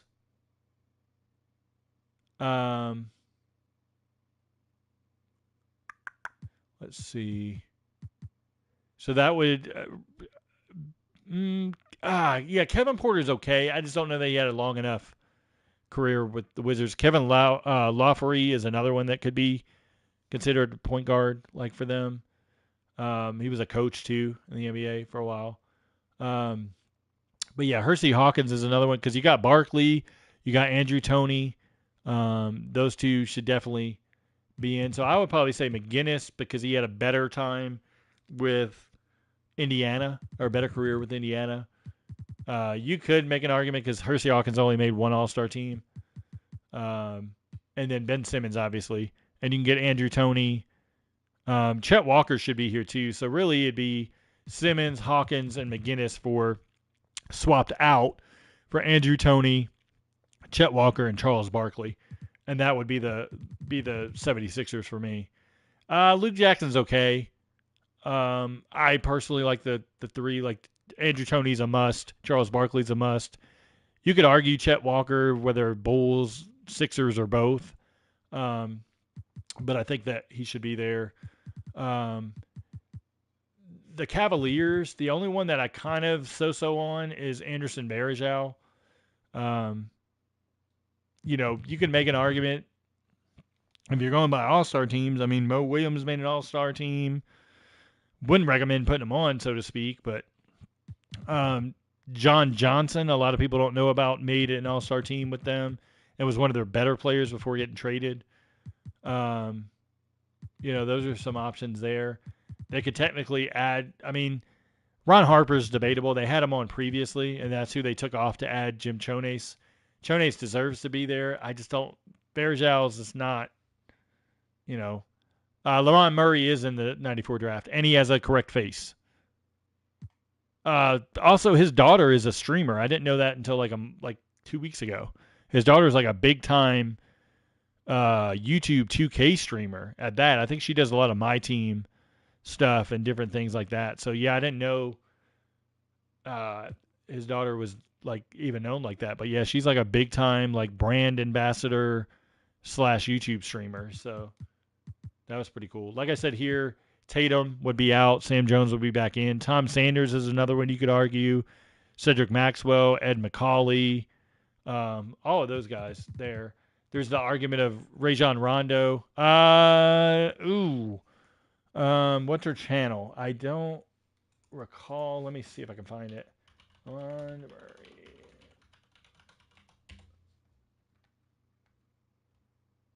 He has multiple daughters, so I have to figure out which one. I can't find it right now without like really diving deep, but she's a YouTube streamer. If I can, I'll retweet it and on my Twitter and put it out. Yeah. The Celtics do have a deep team there, so there's a lot of guys you could pick from. Like a lot of people argue Rajon Rondo versus Dennis Johnson. I've seen that one argued. Yuhan Bejerin is not in the update. He's not going to be because he's overseas. They're not going to put a player that's not in the NBA Players Association in the game until they are on the opening night roster. Because if they're on a non-guaranteed contract, they won't put them in. Like Kendall Brown's missing for the Pacers. Tyrese Martin's a weird case because he is under a multi-year contract, so he should be in. Same with Darian Sebrin. Should be on the Pelicans because he's a two-way. But like Chima Monarchy should be in. But yeah, like Kendall Brown's not going to be in because he's not signed. And then like Bejerin's not going to be in. Any of the guys that have international draft rights that they're stashed, like Luke Travers and stuff like that, like they're not going to be in. Yeah, Bejerin does not want to take the two-way. Neither does Jan Madar. And that's why they're not with the Celtics. Khalifa Diop's not going to be in either because he's overseas. Ishmael, what's the last name for Denver? He got drafted. The second rounder that got drafted. Whatever. So, Clippers, like I mentioned, I would do Randy Brown. They got so many centers on this team, like big men, and limited guards. You can make an argument. Vince Leichenberg was one of my favorite prospects. Unfortunately, he's just not at this moment going to be an NBA prospect. I don't think he didn't want to take a two-way because it messed with his visa issues and his rights from the Camagate. That's it for his country, and so he was not allowed legally under the NBA CBA to take a two-way. Not a lot of people know that because he wanted to take the two-way with Phoenix and he couldn't legally. So I don't know if we'll ever see him in. And it could be like a Kaboka last year, where he came over, really didn't get playing time. Kaboka played with the Hornets, barely sniffed the floor, and now he's back overseas. It could be one of those things. Yeah, Randy Smith's my number one guy here. Um, Gabriel Lundberg is back overseas. Same situation. Like he wouldn't agree.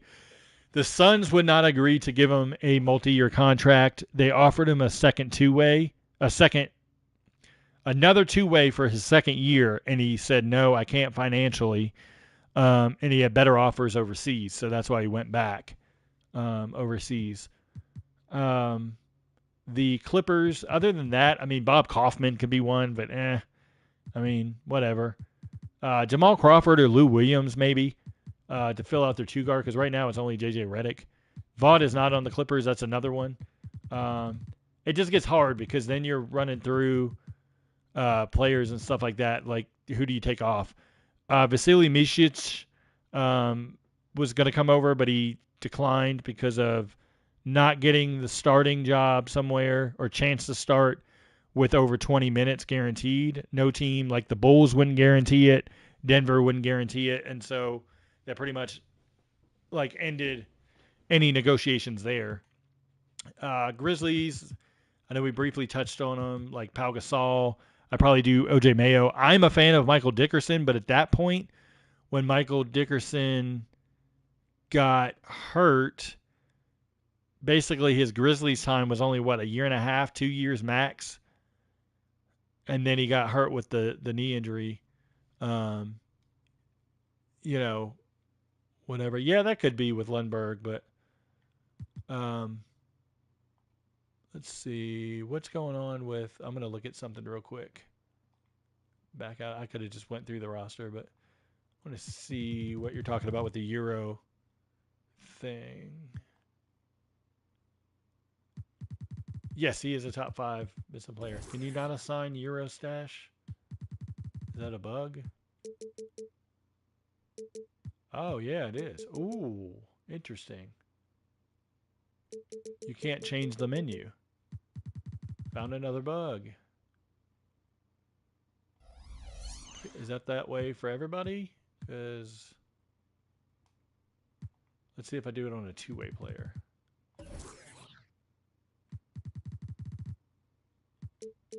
Yes, it is. You can't change the option. You can't change the option from a two-way to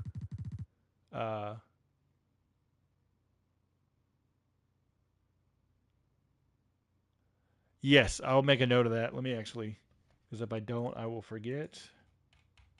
Hold on 1 second. John, I saw your question. I'm going to answer in just a second. Trying to type one-handed because the way my stream setup is, it's opposite of where my keyboard is. I need to update my monitor and get a different one because I have my big monitor, like an ultra wide, for my work stuff, like what I do, like normal job wise. Then I have a smaller monitor for my spreadsheet stuff that I need, and I really need to get an upgraded, like a better gaming monitor, because my son now plays the Switch a good bit on, especially like he gets 30 minutes during the week, and then he gets like 2 hours on the weekends to play, and so he plays on my office setup and things like that, just so I can monitor like what he's playing and stuff like that, and help him. Like he's only 5, so he's not going to be able to play like a bunch of different games, but he seems to take over the TV. And with the NBA season starting, I'll have games on the TV while I'm turned to my thing. So I need to switch my PS5 to a better monitor. I just haven't found a good 4K monitor that's a good price. I'm not paying $600 for a monitor and things like that. So, but yeah. Back to before I forget, John. Back to the roster. All right. So, I think what ends up happening is they cut Charlie Brown out of this two-way spot, and then you've got to make a decision if you're the Sixers between Trevelin Queen, who I think is a decent prospect, enough to warrant being on the team. Isaiah Joe, who showed flashes in summer league and over the summer. Springer's tough because of the contract guaranteed. and then Charles Bassey, who I do think Charles Bassey either gets traded or cut. I would personally, if it was me and I was going through everything, I'd cut Charles Brown. Trevelin Queen goes on a two-way, or Isaiah Joe goes on a two-way, and one or the other makes it. I trade Charles Bassey, and I think that opens up enough roster spots. Am I counting that correctly? So 1, 2, 3, 4, 5, 6. Oh.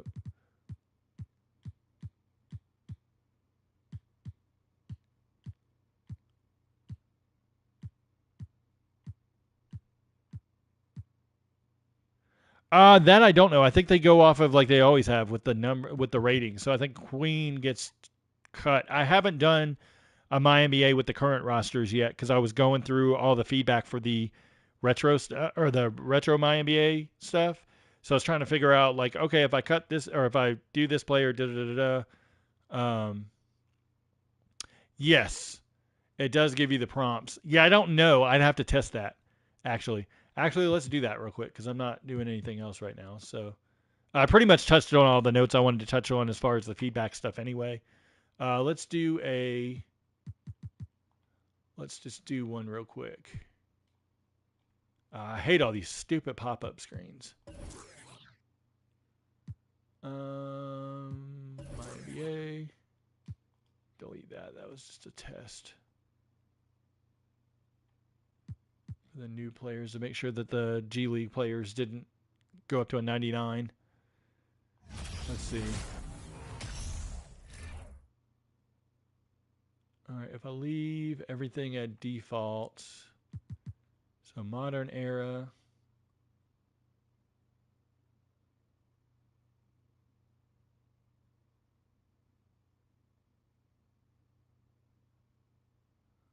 Let's go.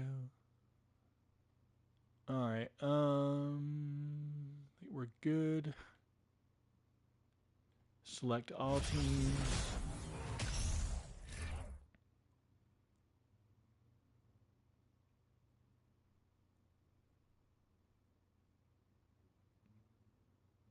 You can't change the amount of stash years. Okay. I'm going to do a draft class. Oh, crap. I didn't hit the... Shoot. I didn't do... Okay, good. I can still load it. All right. Philip, where's your... Oh, yours is at the top. Okay. Anybody that doesn't know, Phelan 2002. He's on different social media platforms under the same name.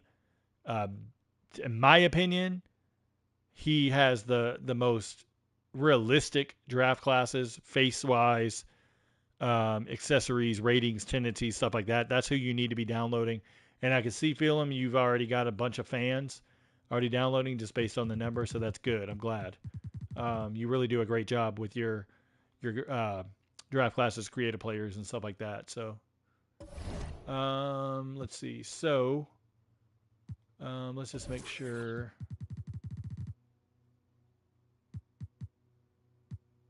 All right. Yeah. See, so they automatically, John, they dropped players automatically. So they're dropping the lower rated players. So Trevelin Queen, that's what I thought it would do. So they're dropping like Trevelin Queen. They're basing it off of overall. So Trevelin Queen, Lindell Wigington, guys like that for the teams that are over the amount. They pick that's what's so important about the overalls because they're dropping those players that might make the team and they could make the team. That's hilarious that they have Bryce McGowan's as a small forward, but okay. Let's see. Yeah, Vildoza makes it because he's a 71. And Wigington was a 67. So he drops.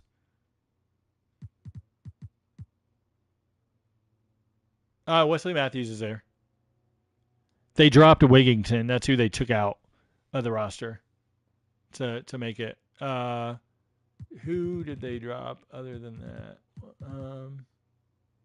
1, 2, 3, 4, 5.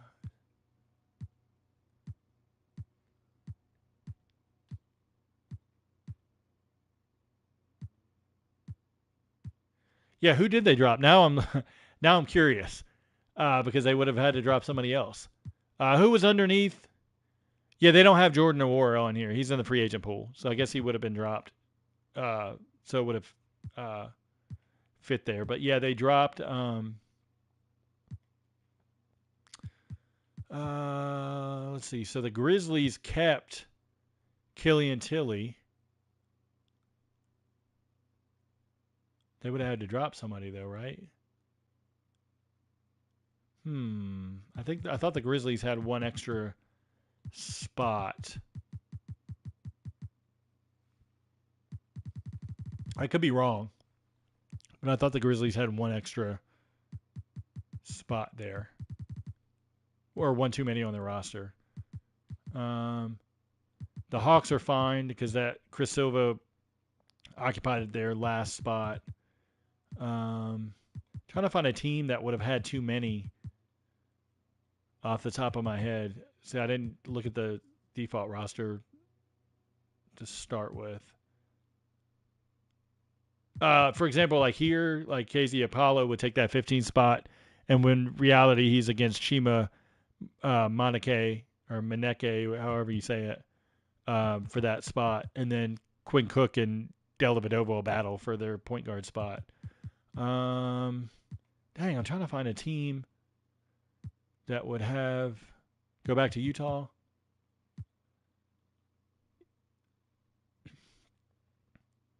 Who am I missing on Utah? Let me look at.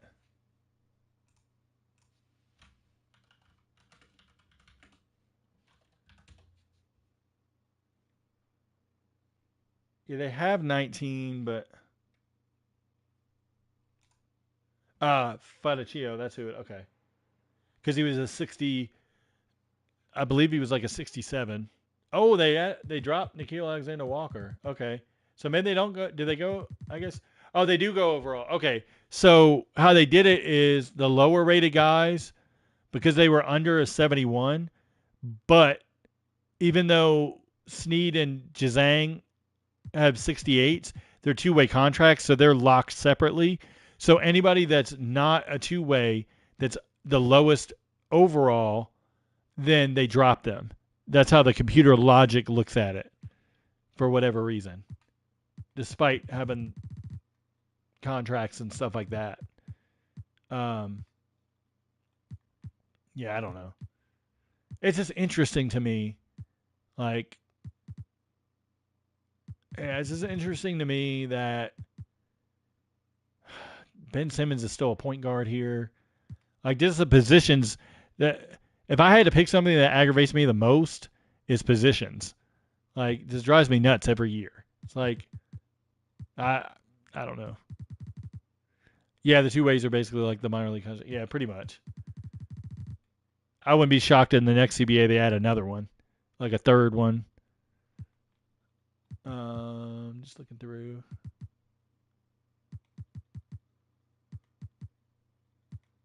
I'm gonna do while I'm already in here. I'm gonna do a season sim just to see what happens. I'm not touching anything, editing anything. I'm just curious to see what 2K's version of a sim. I don't see him running point guard and center though. I could see him being a small ball center and a power forward because how is Kyrie like? So you'd have Kyrie off the ball, and I guess either Joe Harris or Seth Curry would be off the bench. I mean, I guess I don't know. You could put him in power forward or center and still have him handle the ball some. Okay. Let me go back out. All right, let me just sim pretty much. And I don't know the 2K because of their logic with the coding will ever be able to go to positionless basketball per se, but I'm going to sim through. You guys are going to get to see this live. I'm just going to have the computer adjust the rotations. Oh, I'm going to get hit with all these, aren't I? Always have computer adjust rotations. Otherwise, it's going to hit it every 5 minutes.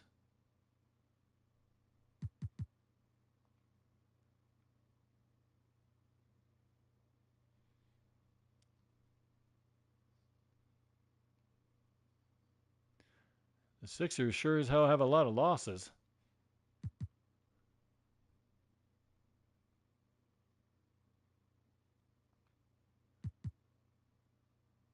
His two-way contract ran out. Must return to the. Hmm.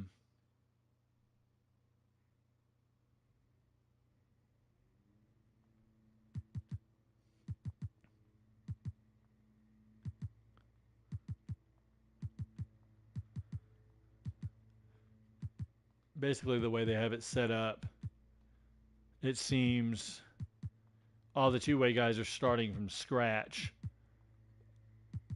not coming up and down, because unless you're manually doing that in the mode, sending them up, keeping them down and stuff like that, it's not going to simulate it correctly. So that's one area that you would have to do manually one by one, and that'd be a nightmare as far as doing it for all 30 teams in a stream like this. Bradley Beal is out. Jesus.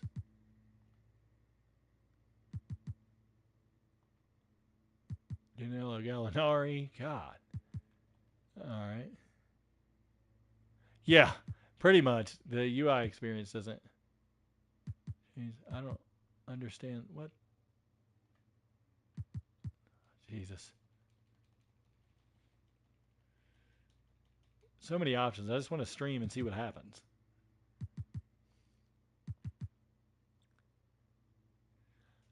I hope whenever these injuries pop up that they put the players back in. Yeah, how the hell do I automate everything? Like, is there a way to automate it from the start, like without having to do this? Here, I'm gonna stop the. Like, can I just go to settings? Well, take that out. That's number one. Oh, I didn't change this, so that's gonna be wonderful as far as stats go.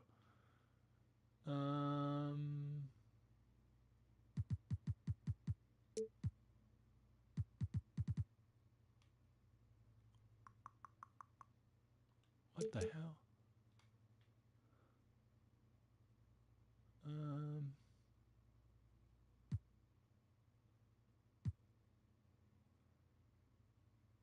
Where do you automate everything? No, I don't want to. I don't care about saving it. I just want to automate it.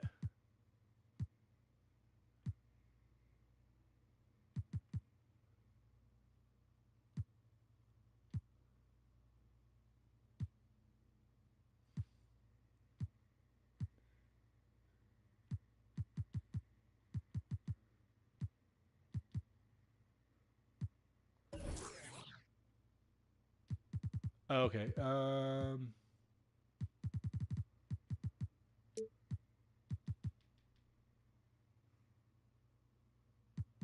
I don't want any of that stuff on.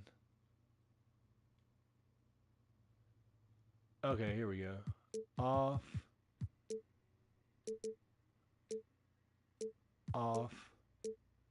Off. Off.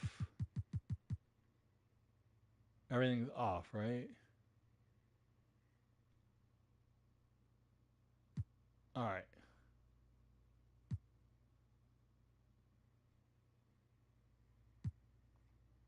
Yeah, I don't give a shit about any of that. I just want to simulate the season. I don't care about any of that stuff. Oh my god, I already turned this off. Jesus.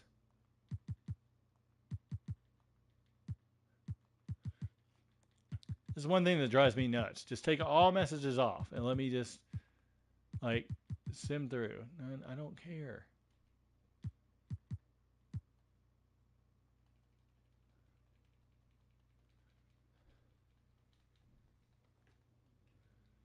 This is crazy.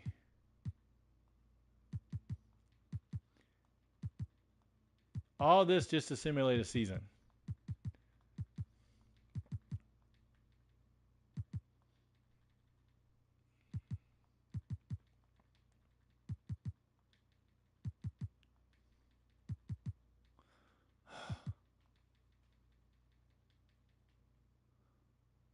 All right, maybe it'll go a little faster.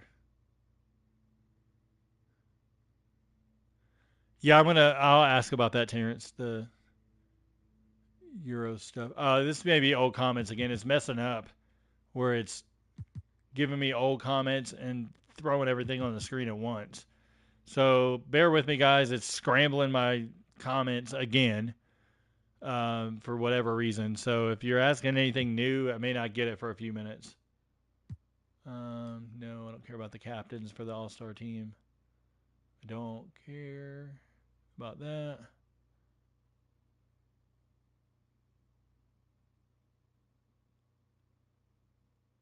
I will want to play the like the All Star game stuff for the 3-point contest and stuff like that to see if it works. I'm not going to play that now, but play it on my own time.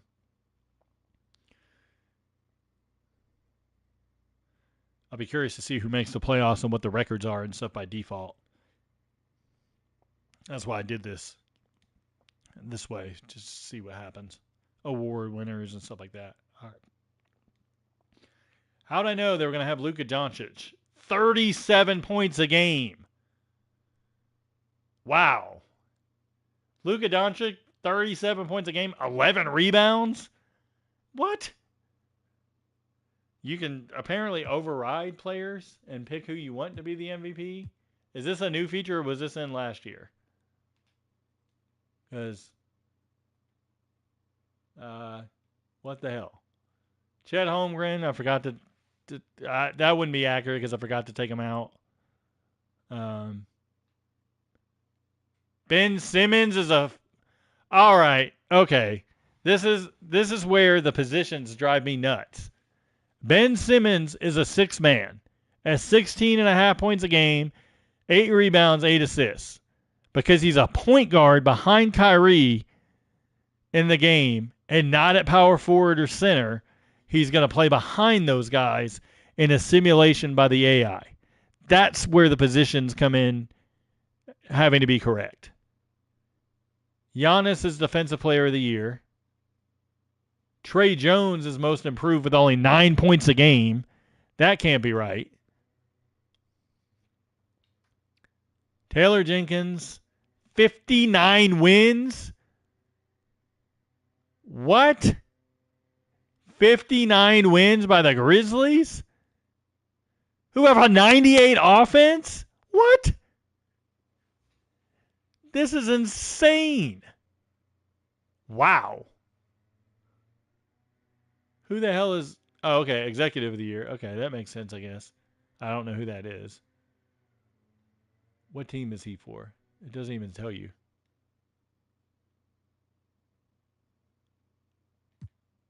All right.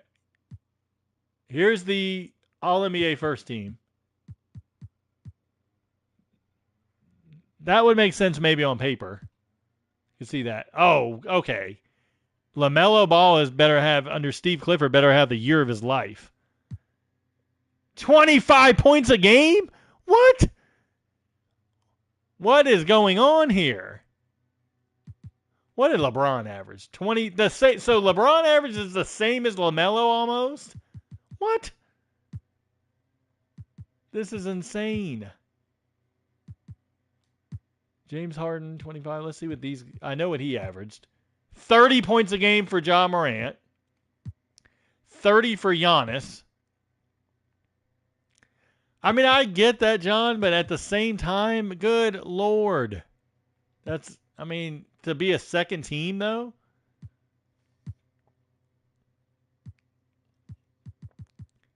Third team, DeJounte Murray, which I don't think this is going to work out like people think. They think DeJounte Murray is like the second coming, like, Hawk star, and I don't think that's going to happen as well as people think. All right, I like Shea Gilgeous-Alexander there. Yeah, he's probably going to be their scorer, so that makes sense. Bam Adebayo, okay. Kevin Durant, scoring is down, but that's going to be because Kyrie's there. Paul George, okay. All defensive team. All right, now that look. All right. Luka Doncic on an all defensive team? Get the hell out of here. I did have injuries on, yeah. I'm going to do the stream again in a minute and redo it. And take injuries out and reset it to where I can see what happens. And I'm gonna injure Chet Holmgren just to see if what that changes. Defensive teams, okay. Rookie team, that makes sense based on the stats. 17, 18, 14, 16 points a game. Holmgren. I mean, Holmgren's playing 31 minutes a game. 30 minutes for Banchero or Bancaro. 31. They're getting minutes. 26, 27. Yeah, I mean, oh, that's a bug. They only have one player available in the rookie second team. So that's another bug I have to put in. Where's my notes?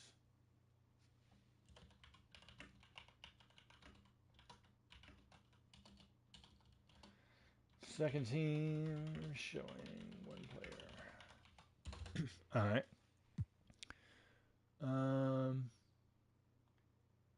Let's see. All right, so playoffs. Okay. Yeah, we're redoing this over because there must have been some major injuries. Wow. All right. We're going to do this over.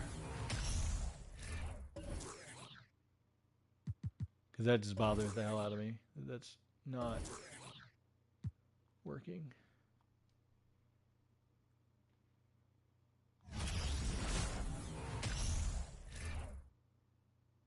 I'll check John Barry in a few minutes. Purple road uniforms are missing in 2K23. Is that current gen or next gen?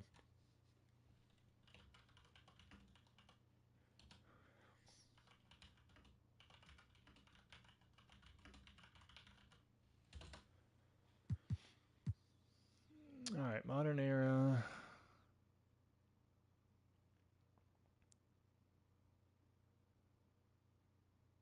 Let's try this again. I've got about another hour of free time. Okay, next gen PS5. All right, I'll check that out too.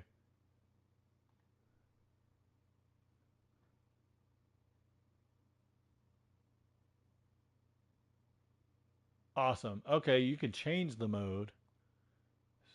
Nice. I didn't even know that was a preset you could change. That's good. Okay.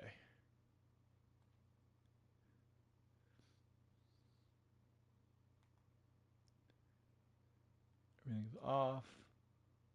Got everybody set. I'm gonna go take off injuries.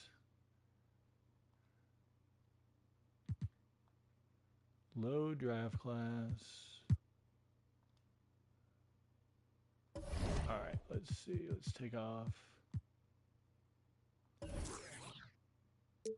Auto save. Normalize minutes.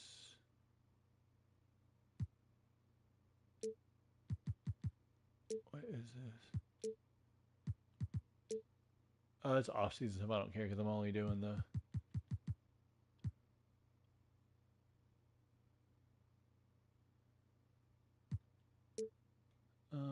Off. Why does it keep reverting to semi-pro? I play on All-Star. And then let me go to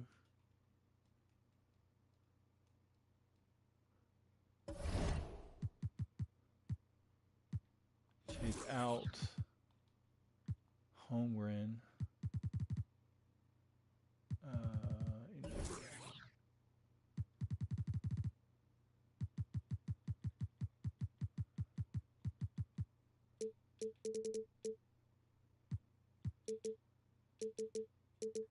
I'm just gonna say that and put them out for.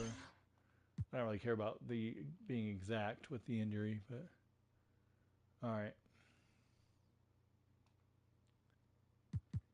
Let's simulate. Oh, Danny Green, thank you.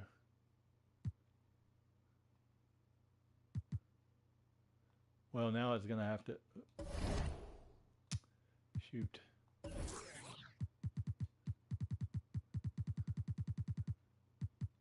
don't know that it'll let me do. Where is Danny Green? Danny Green's not even on the team. And Gallinari. Yes. Thank you. Forgot about Gallinari. That was sad. Seeing that happen. I'm a Gallinari fan.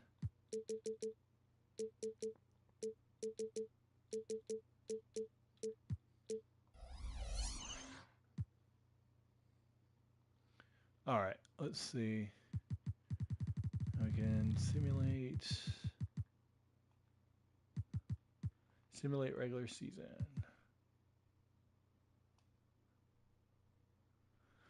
All right, now hopefully this will go all the way through without stopping every 5 seconds. I'm sure there was some other stuff I missed, but just for the general purpose of I don't care about any of this.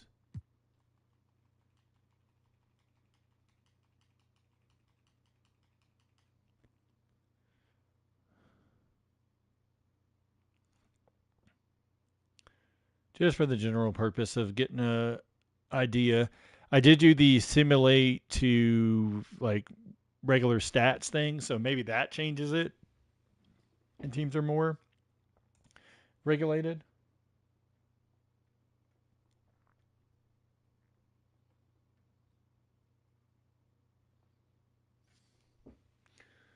All-Star captains, do you want to stop simulation? No.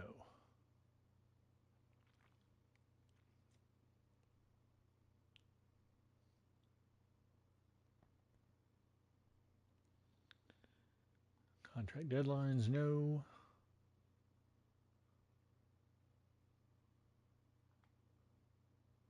I don't know how his injury fully healed when he had a torn ACL for the season, but okay.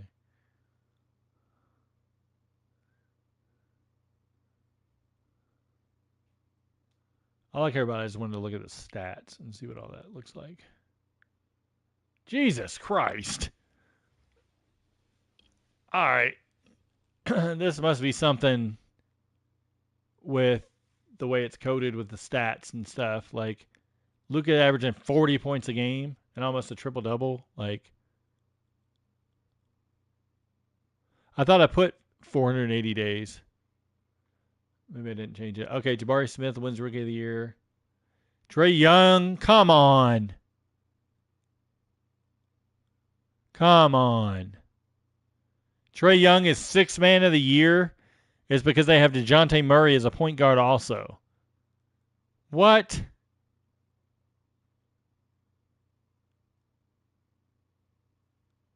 Giannis Antetokounmpo, Defensive Player of the Year. Most Improved. All right, so this is coded somehow. So Trae Jones can keep winning. Jesus.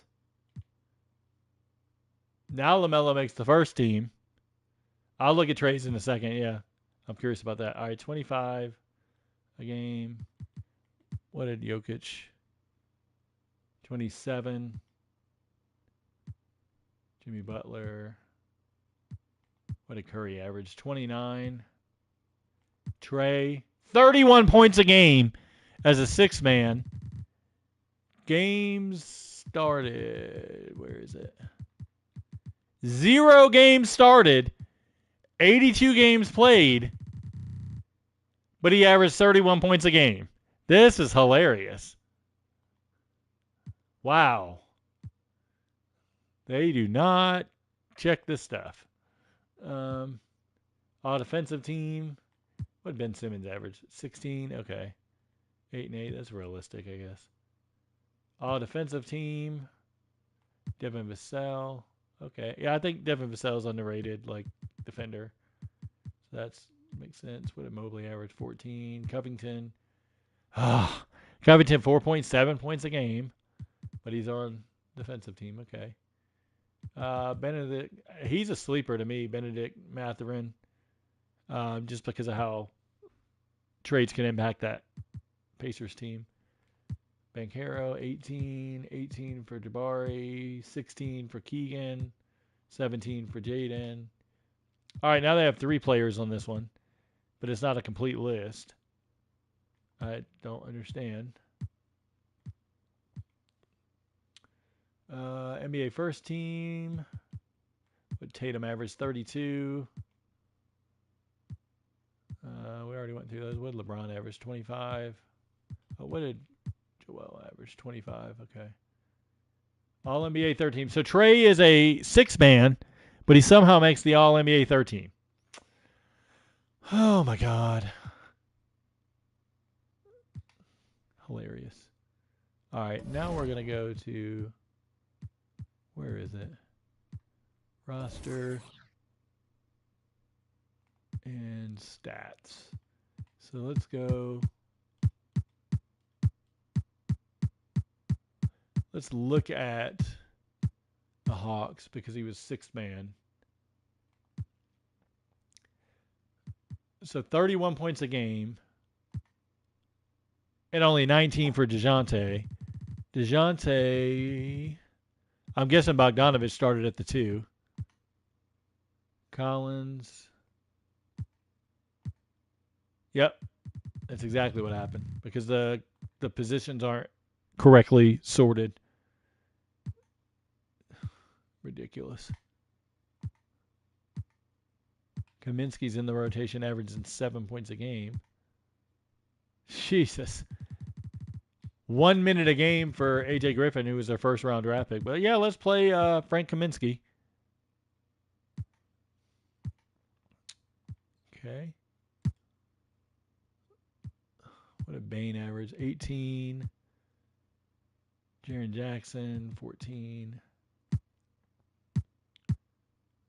What did Mitchell average? 23 a game. That's because Garland's next to him at 22.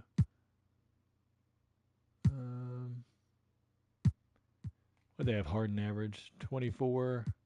Maxey, 15. Tobias Harris, 15. Okay.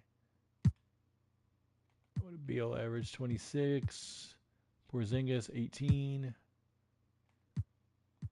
Who was their second scorer? Okay, Clay's averaging 23.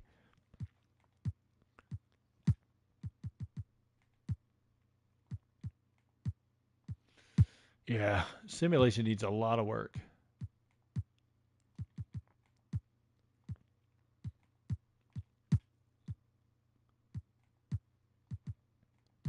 Who was their second scorer? Holmgren didn't play. Curious what Poco averaged. My comments are messing up again, so I'm going to wait for him to catch up, see if anything new pops. Sorry, so that's why I haven't been answering anything. I'm getting messages from like an hour ago popping up for some reason. I guess it's the way the streaming thing part is. Oops. Chris Paul's only averaging 13 a game, but 9 assists. 30 points a game there.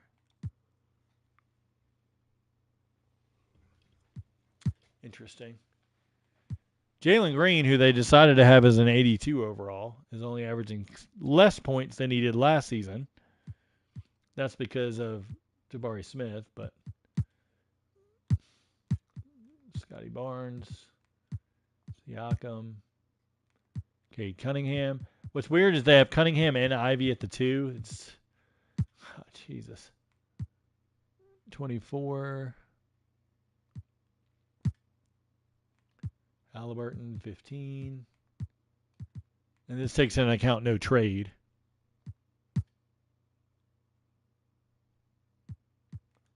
Murray's back. Wow. 12 points a game for Michael Porter Jr. I don't know why John Barry won't load up with the original face. I'll have to look at that. I don't know if that was an old comment or Durant, Kyrie.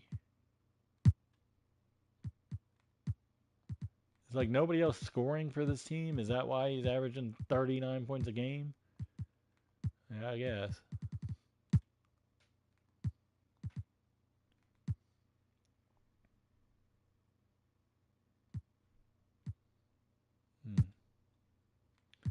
see old Westbrook, 13.8 per game.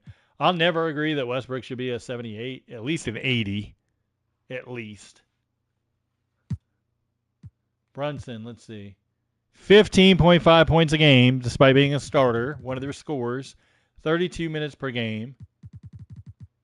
And that's probably because everybody else is jacked up. 22 for RJ. 18 for Randall. 8 there. 13 points a game for Rose. 11 for Quickly. Toppins, 8.7. 48.5. Hardison doesn't even average any points because he doesn't play. Because he's rated a 74 overall, and now he's a 75 here. God. I mean, I know, but it follows the team's rotation. I get it, but still aggravating. Okay, they signed Joe Johnson to a contract, even though Quentin Grimes doesn't play, but yet he's one of their stars on the team. Come on. Jeez. Davion Mitchell, 10 points a game. Fox and Sabonis. Oh, boy.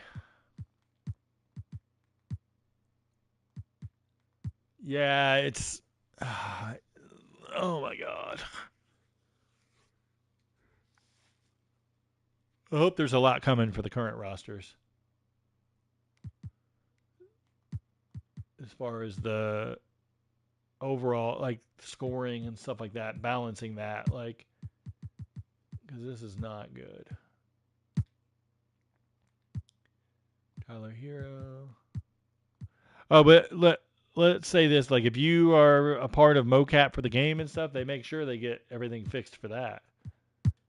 But not for anything else. All right, let's go simulate. Okay. So 7 and 8 seed is Minnesota and the Lakers and Portland.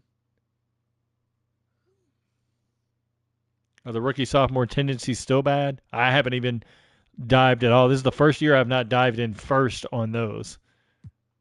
I can only imagine. Because I could say this now because the NDA is long gone.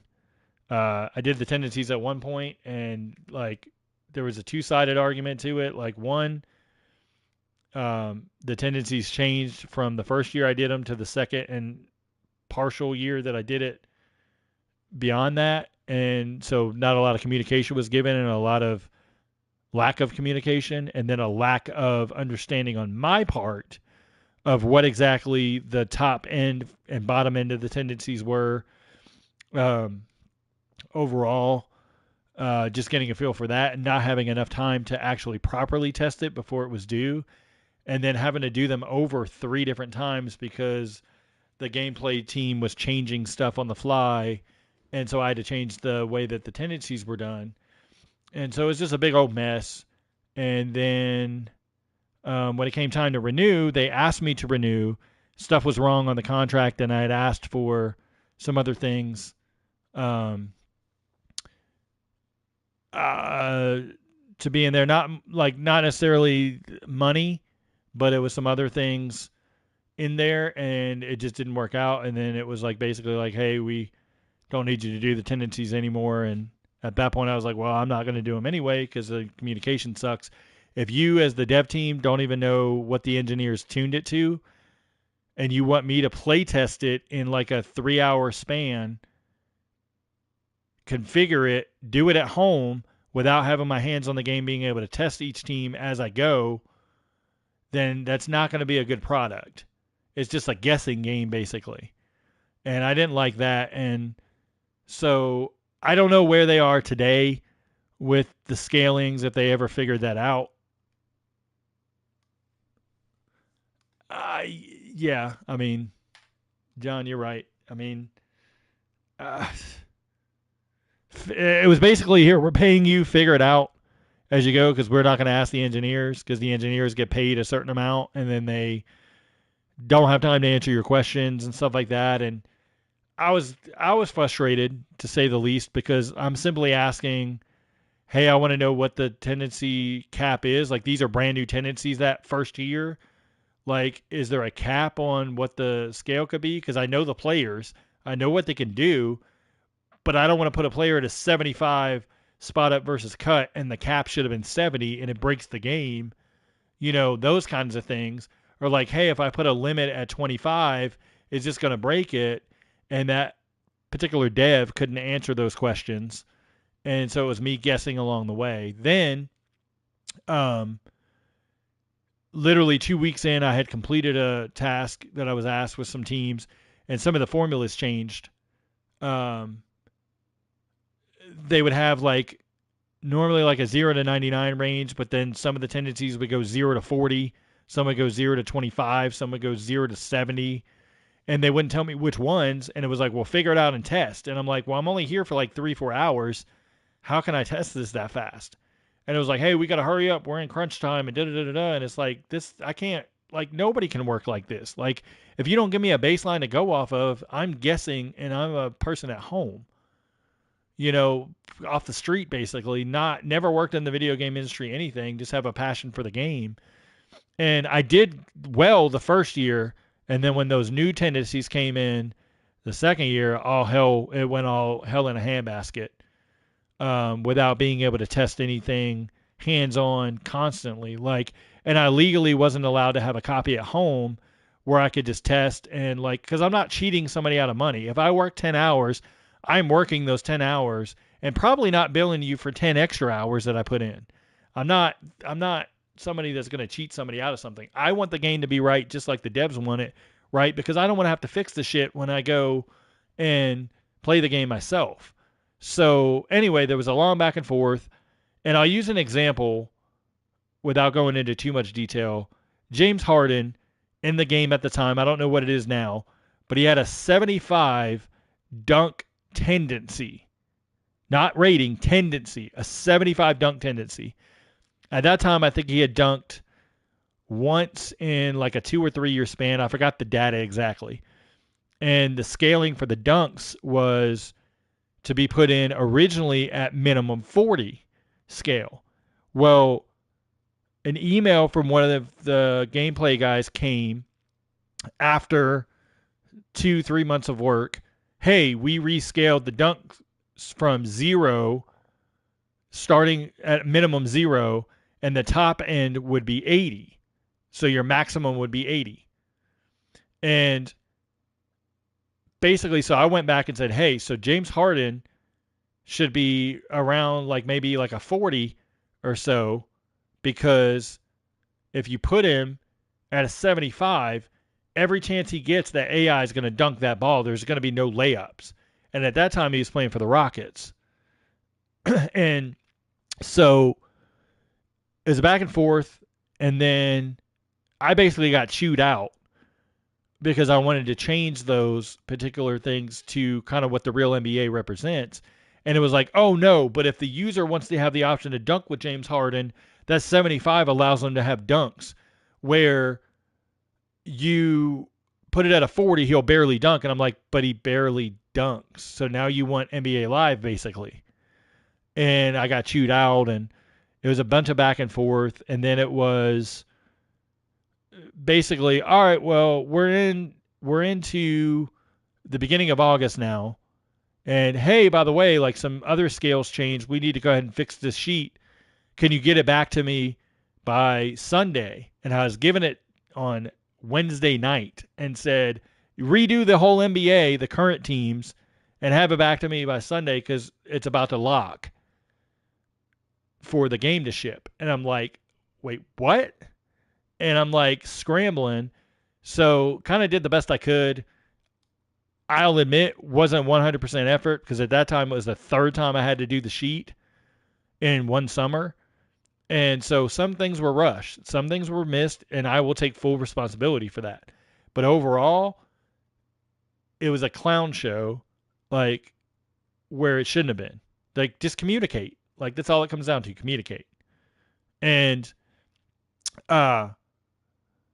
then we get to going throughout the year, and it gets time to do an update in December, and had everything fixed exactly how it should be, spent hours and hours and hours Not getting paid, by the way, because I was under contract, but I wasn't assigned anything. I was fixing it because I felt shitty about how the game launched with the tendencies it had. And so it was like, hey, I got all these fixed. Everything's correct. I was able to figure out scales, play tested at home now that the game's out, all this stuff. Turned it in, crickets. Didn't hear anything. And then that conversation I mentioned earlier, um, basically came about. And uh, yeah. So then they moved on to another person, and that person did a great job with what they could, which was probably I was asked to give up the tendencies. I was asked separately to create a document with the formulas that I found, and then I'm guessing that person used some of the stuff off of that. Was that came from me testing on my own, which that update never went in, by the way, that I corrected everything. So I'll get to something else in a minute. So that was done, and then a new person was brought in. That person left, I think, after a year, maybe two, and then now another person's brought on, and this person is assigned basically clean up a lot of the main players, and then we'll figure out the rest as we go. That's the philosophy. So when you're doing that on a roster, say this year, say you clean up the Magic and you fix up Banchero, you fix up Wendell Carter, and you leave guys like Caleb Houston or Devin Kennedy, different guys like that as is, and say one of those guys breaks out in 2 years, they're never going to be updated because they never go back and fix them until it's after the fact. And that's what I have a problem with. The other thing I was going to mention, I was lightly assigned the classic and not the all-time teams, just the classic teams, lightly assigned them for 1 month, and I never got the chance to update them after that. So I did a fix where I touched up some players, and then that update never went in. I looked for it, asked about it. Oh yeah, it's coming, it's going to be in there, and then never. I got paid for it, but the update never went in. So now the tendencies for the classic teams are shit. Like Tracy McGrady was all over the place, and a bunch of players were all over the place, and like it's just sad because the person that's in charge of them takes on way too many things, in my opinion, and cares but takes on too many things. So you can't manage 5 different things at once that are important parts of the game and not have things slip through. And so, in my opinion, to go through all of that, like, it's just tough to get the tendencies right if you don't have the right person. And they're going to have to pay that right person. It's going to have to be a salary that's worth it because that's a lot of players to fix. And not a lot of people are going to do it for not a lot of money. Let's put it that way. But anyway, let's get back to the playoffs thing. So let's just simulate here. Let's look at who we have teams-wise. Let's look at who's going to win the things. Now, I will say the current roster team, like Mike Stoffer and those, they have nothing to do with classic teams. They have nothing to do with tendencies. They're just strictly attributes for the current teams. A whole separate dev is in charge of the tendencies, classic rosters, the MyNBA era stuff, the tendencies for that. That dev, like, there's 2 different devs that do 2 different things for that. But Stoffer and them, a lot of people shit on the tendencies not being done right on the current teams, and he has nothing to do with that. I will say that. He's just strictly attributes and stuff like that. The badges is somebody else as well. I don't know who it is. So, wow, the Milwaukee Bucks got eliminated. Pacers eliminated. I don't know. I mean, they get it wrong because I'll be honest. You're looking at it, and it is, to answer somebody's question earlier, it's a spreadsheet they go off of, and I don't think that's anything that I'm letting out that's secret. It's just a spreadsheet. Like, it's not a program unless something's changed. But at the same time, like, a lot of things can go wrong. Somebody could be tired working on it. Somebody could not have the knowledge working on it. Like, somebody could just not have the time. somebody could get the information late. Like I got the tendencies sheet late twice, turned it in, and they had missing players, and then the team that was going to export the data in and import it into 2K was like, wait, we've got like 16 missing players. Like, what's happening here? Like, did you not get the updated sheet? And then that dev was like, oh, I'll get it to you. And then comes back to me and is like, hey, this is missing. You got to recopy all this onto this new sheet. And it was like, wait, what? And by the way, I need it tomorrow. You know, and it's just sad. Like, it could be done a lot better. Let's put it this way. They put a lot of emphasis in the MyNBA eras this year, and the person doing the tendencies for that, I trust 1,000% for that NBA era's tendencies. The current roster is a different person, and I don't know who it is, but I think given the lack of information given to them, how are they supposed to do the job 100% if they don't have the knowledge given to them directly from 2K? That's all I'll say. Who the hell is going to make the... What the... Okay. Pelicans and Bulls.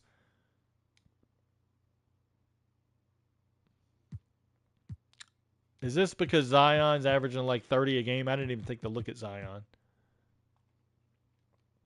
Bulls win miraculously. I would have thought the Pelicans won. Oh boy. All right. Well, that's pretty much it for the stream. I went through the MyNBA thing. I'm not happy with that. I'll send some notes over, see if anything can be adjusted.